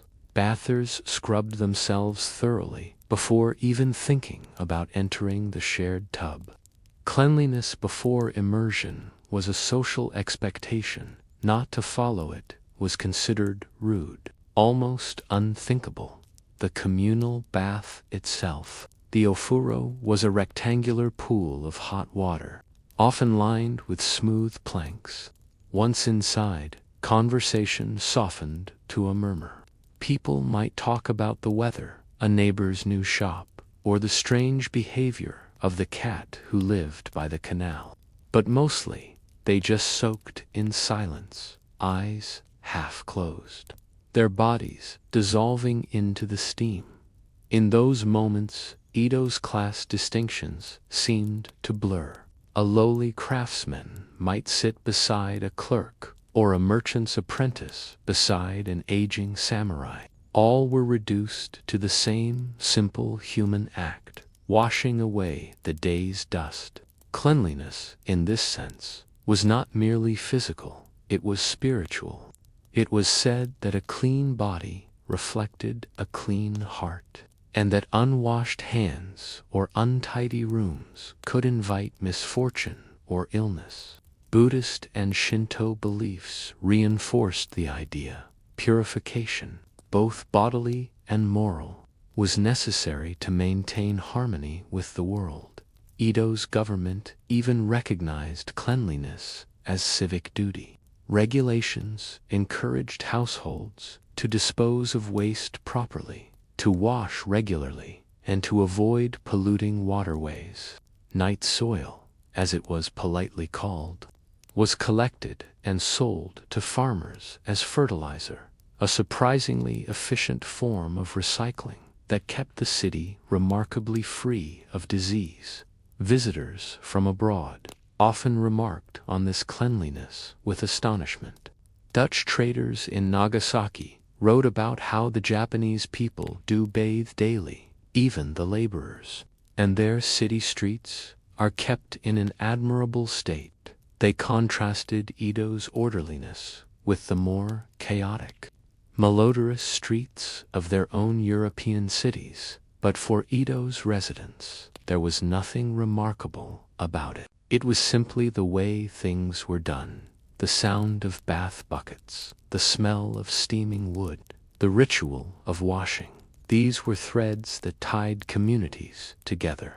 A sento was a place where gossip traveled, where friendships formed, and where the day's fatigue melted into something gentle and communal. And yet, beneath this ordinary rhythm lay something larger, a quiet philosophy that shaped how Edo functioned as a society. To live cleanly was to live politely, and to live politely was to live in harmony. Each drop of water tossed onto a dusty street, each careful scrub of a wooden basin was part of a much bigger pattern, a belief that order could be built, not by grand gestures, but by the repetition of small, thoughtful acts. It's easy to overlook the significance of such gestures, to dismiss them as mundane or trivial, but perhaps that is precisely their power.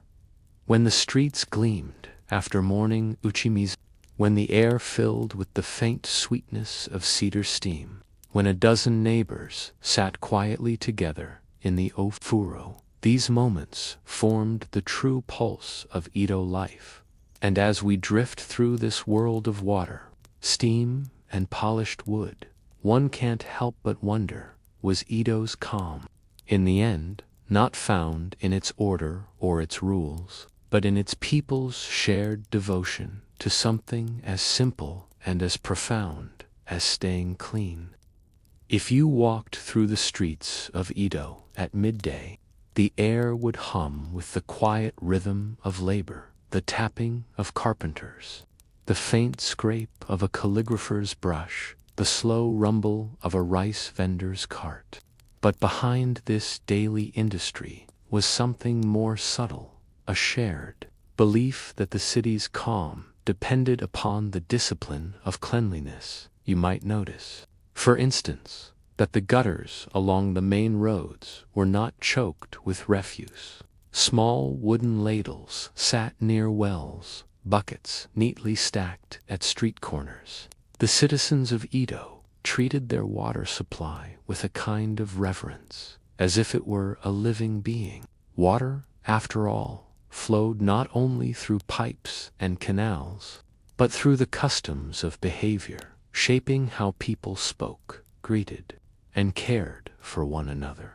The system began with the mezuzah, the small watersheds attached to nearly every home and shop. Here, buckets were filled, hands washed, vegetables rinsed, and tea prepared. These modest spaces were both practical and symbolic tiny shrines of purity. The family's well, if they were fortunate to have one, was kept spotless. Its frame was wiped daily, its rope checked, and its pulley oiled. Dust, stray leaves, and even the shadow of neglect were seen as insults to the water spirit believed to dwell within in the grander estates of samurai. Cleanliness took on ceremonial proportions. The servants would sweep the paths leading to the gate each morning, sprinkling water to settle dust before the Lord awoke. Polished pebbles gleamed in the courtyards. Even the armor of retainers was carefully aired and wiped with soft cloths to remove humidity. A samurai's sword, after all, was said to reflect his soul. A speck of rust might suggest a lapse of discipline for ordinary townspeople. However, cleanliness was a community affair. Each neighborhood, or appointed cleaning groups, teams of residents who took turns maintaining their shared spaces. The water ditches, which ran beside most streets, were cleared regularly to prevent stagnation.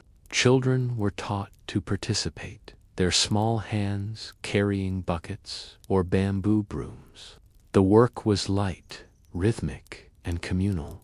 There was no ceremony to it, only the quiet satisfaction of leaving the street, slightly better than one found it. Visitors who arrived from far-off lands were sometimes startled by the absence of certain smells.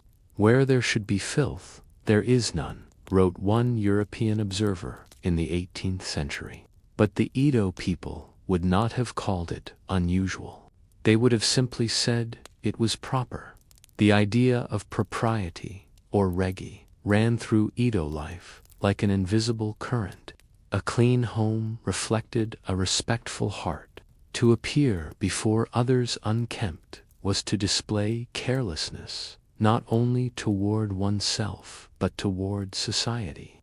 This politeness extended even to the smallest gestures: a merchant dusting his counter before serving tea, a craftsman washing his hands before greeting a customer, a street performer rinsing his face in the canal before the first show of the day.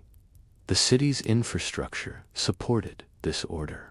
Edo's intricate network of canals and waterways, inspired by both necessity and artistry, allowed waste to be carried away efficiently. The city was immense, by some accounts, over 1 million residents, yet remarkably sanitary. The management of human waste, a topic often avoided in polite conversation, was handled with astonishing efficiency. Night soil collectors, called kusatori, moved through the streets after dark, gathering waste from communal latrines. Their work was unglamorous, yet essential. The collected material was carted to the outskirts of the city, sold to farmers, and used to fertilize fields. In return, the farmers sent back fresh produce. Thus, Edo achieved an early form of urban recycling, centuries before the term was invented. Even the timing of baths followed an order of etiquette.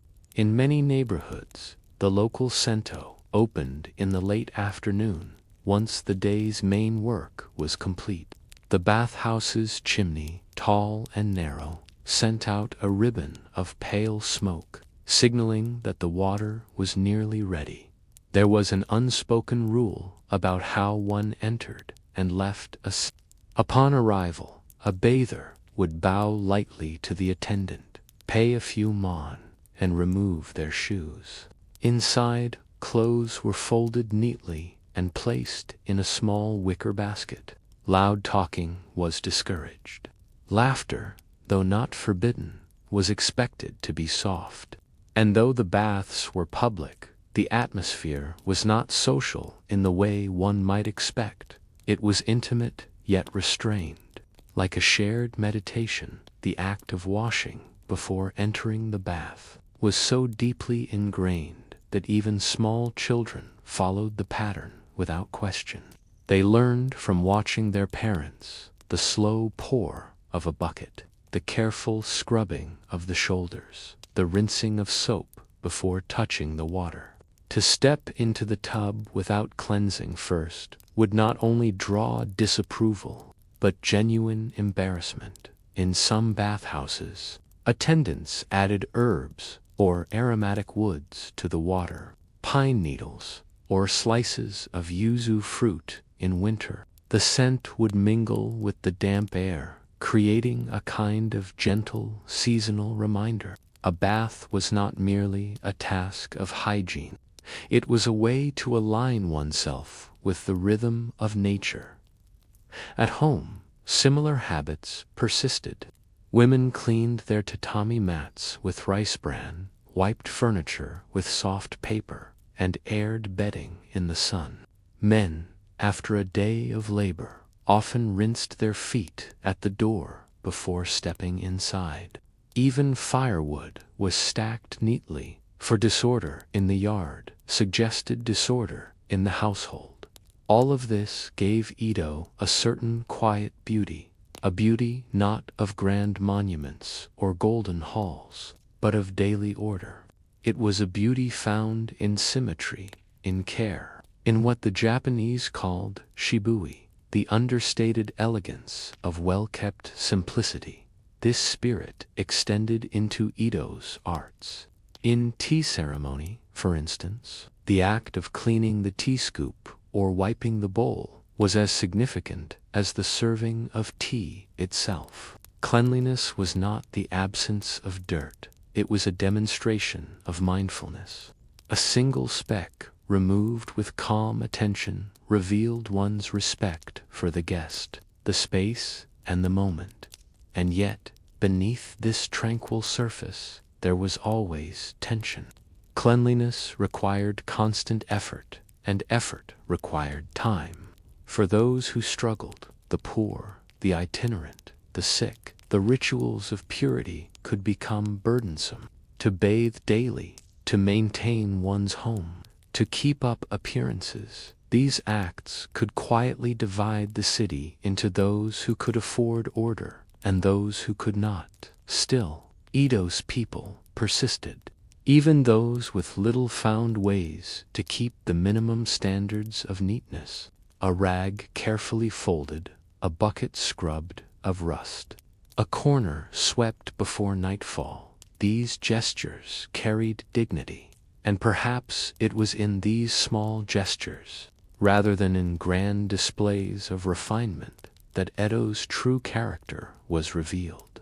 The city's serenity did not come from wealth or law, but from the quiet discipline of ordinary people, repeating small acts of care each day until they became invisible in the soft twilight. As the bathhouse smoke curled upward and the first lanterns were lit, you might have heard the sound of rinsing, a final pour of water, a sigh, a whisper of cedar, and in that moment, the city seemed to exhale with them, calm, clean, and complete. Yet, as Edo's streets glistened under lantern light, a question lingered in the air.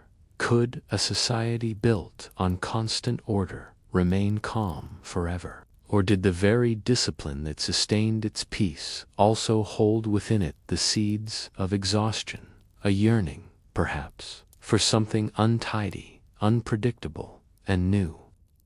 When the winds of change began to sweep through Japan in the late 19th century, they carried with them the scent of coal, ink, and machinery, smells quite unlike the cedar and soap of Edo's bathhouses.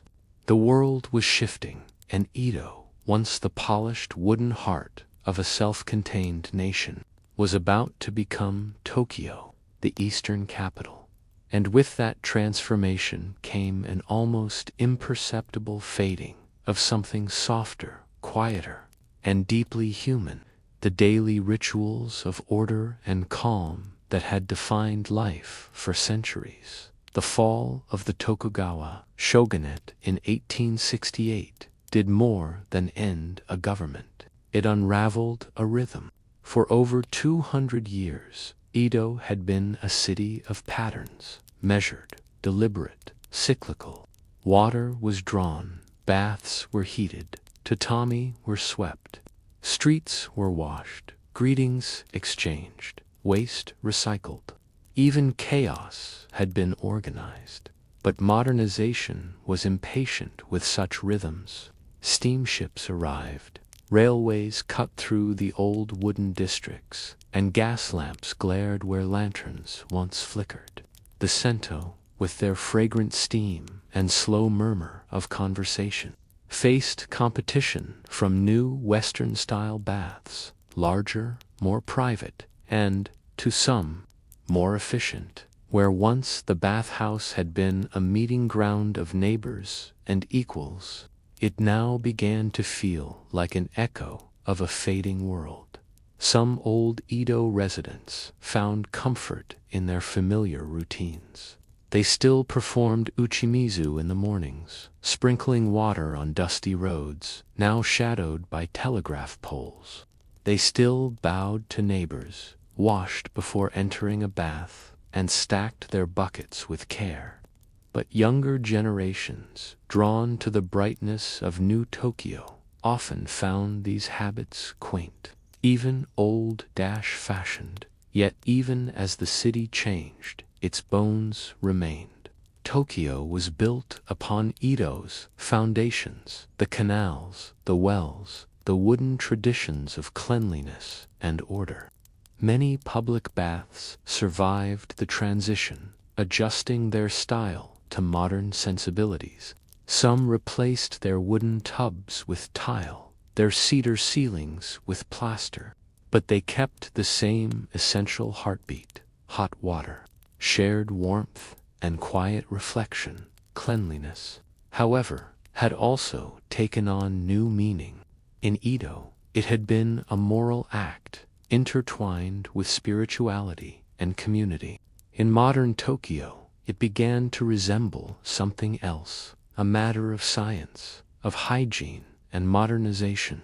Soap advertisements filled newspapers, and doctors wrote about bacteria, contagion, and the invisible dangers that lurked in dirt. The government promoted cleanliness as a national duty, but one now grounded in public health rather than in the poetry of purification. Still, the underlying sentiment remained. To be clean was to be proper, respectable, and civilized. The difference was that now the definition of clean had become more clinical, measured in germs and glass, rather than gestures and grain. Some travelers of the Meiji era remarked that, despite modernization, Tokyo retained an unusual neatness. Even the poorest alleyways had an air of order. But the spirit of shared calm, that unspoken etiquette of the bathhouse, where laughter was soft and time dissolved in steam, slowly began to fade. Industrial time replaced natural rhythm. Where the Edo day had been guided by sunlight, bath smoke, and temple bells, Tokyo's day was now measured in factory whistles and train schedules. And yet, in the evenings, in certain quiet corners of the city, you could still find the old Their chimneys rose between tiled rooftops, trailing steam into the dusk. Inside, the walls were often painted with murals of Mount Fuji, an attempt, perhaps, to preserve a piece of the serenity that modern life was pushing away. You could still see the same wooden buckets, the same stools, the same small gestures of politeness, a bow, a rinse, a sigh of gratitude. The water still steamed, the cedar still breathed, perhaps even amid progress. There remained a human need for this, for the slowness of washing, for the feeling of steam loosening the day's grip, for the communal silence that no machine could imitate. As decades passed, the old Sento became time capsules. Generations of Tokyo residents, from office workers to school children, came to them not out of necessity, but nostalgia. Elderly bath attendants, descendants of Edo's furnace tenders, still tended the fires. They scrubbed the tiles with brushes, just as their ancestors once scrubbed wood with salt. They refilled the pails, folded towels, and watched the city grow outside their doors. And sometimes, when the evening was quiet and the air was heavy with steam, it was possible to forget the neon lights and steel towers waiting beyond the Norin curtain. Inside, for a moment, it was Edo again, calm, orderly, fragrant with cedar. Cleanliness had changed its form, but not its soul. It had become quieter, perhaps more private, but it still whispered the same lesson, that civilization begins not with conquest or invention, but with care. If you think about it, this devotion to simple order, to water, to wood, to daily renewal, shaped far more than just hygiene. It shaped how people related to their surroundings. In Edo, even the most ordinary acts carried an awareness of consequence. A bucket left unwashed could offend a neighbor. A poorly tended street could invite disorder. Modern life, by contrast, sometimes forgets this intimacy, that the world we inhabit reflects how we treat it, and yet the remnants of Edo's quiet cleanliness endure in subtle ways, in the spotless trains that glide through Tokyo stations, in the habit of removing shoes before entering a home, in the polite silence of commuters who, without realizing it, preserve a centuries-old tradition of public decorum. The rhythm may have changed, but the spirit remains, a calm continuity beneath the noise of modern life. So, if you find yourself one evening in Tokyo, walking through the narrow streets of an old neighborhood, perhaps Yanaka or Suginami, and you catch the faint scent of wood smoke and soap drifting through the air, pause for a moment. You might just be breathing in a trace of Edo, a memory of when cleanliness was not a routine, but a ritual. When politeness was measured not by words, but by the careful sound of water being poured. And perhaps that is the quiet legacy of Edo, that amid all the noise of history, what endures most are the smallest acts: a ladle of water tossed to settle dust, a towel neatly folded, a bath shared in silence. Acts that say, softly and without boasting, "Here we live together. Here we keep the world clean." And South steam begins to fade. The bathhouses of Edo grow quiet again, their cedar walls cooling in the hush of night. The streets are still. Somewhere, a single bucket drips a small, steady rhythm, marking the end of another clean, ordinary day. For more than 2 centuries, this simple rhythm held a city together, not through wealth, not through conquest, but through care, through the act of washing hands, of tending water, of keeping one's place and one's spirit clear in the soft light of paper lanterns. The people of Edo practiced something that feels rare now, a calm attentiveness to the small things, a belief that order could be built from modest gestures, and that gentleness, repeated daily, could hold back the chaos of the world. That belief never truly vanished. You can still find it in the polished floors of Tokyo's train stations, in the quiet etiquette of strangers, in the scent of cedar soap on an autumn evening.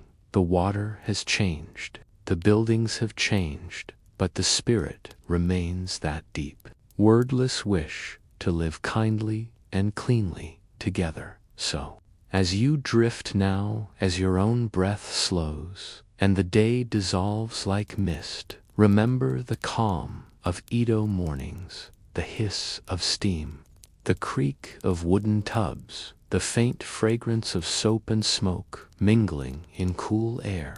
You can rest there, if you like, in that quiet, careful world of water and wood. Nothing hurried, nothing loud, only the stillness of people who believed that peace could be found in the most ordinary of rituals.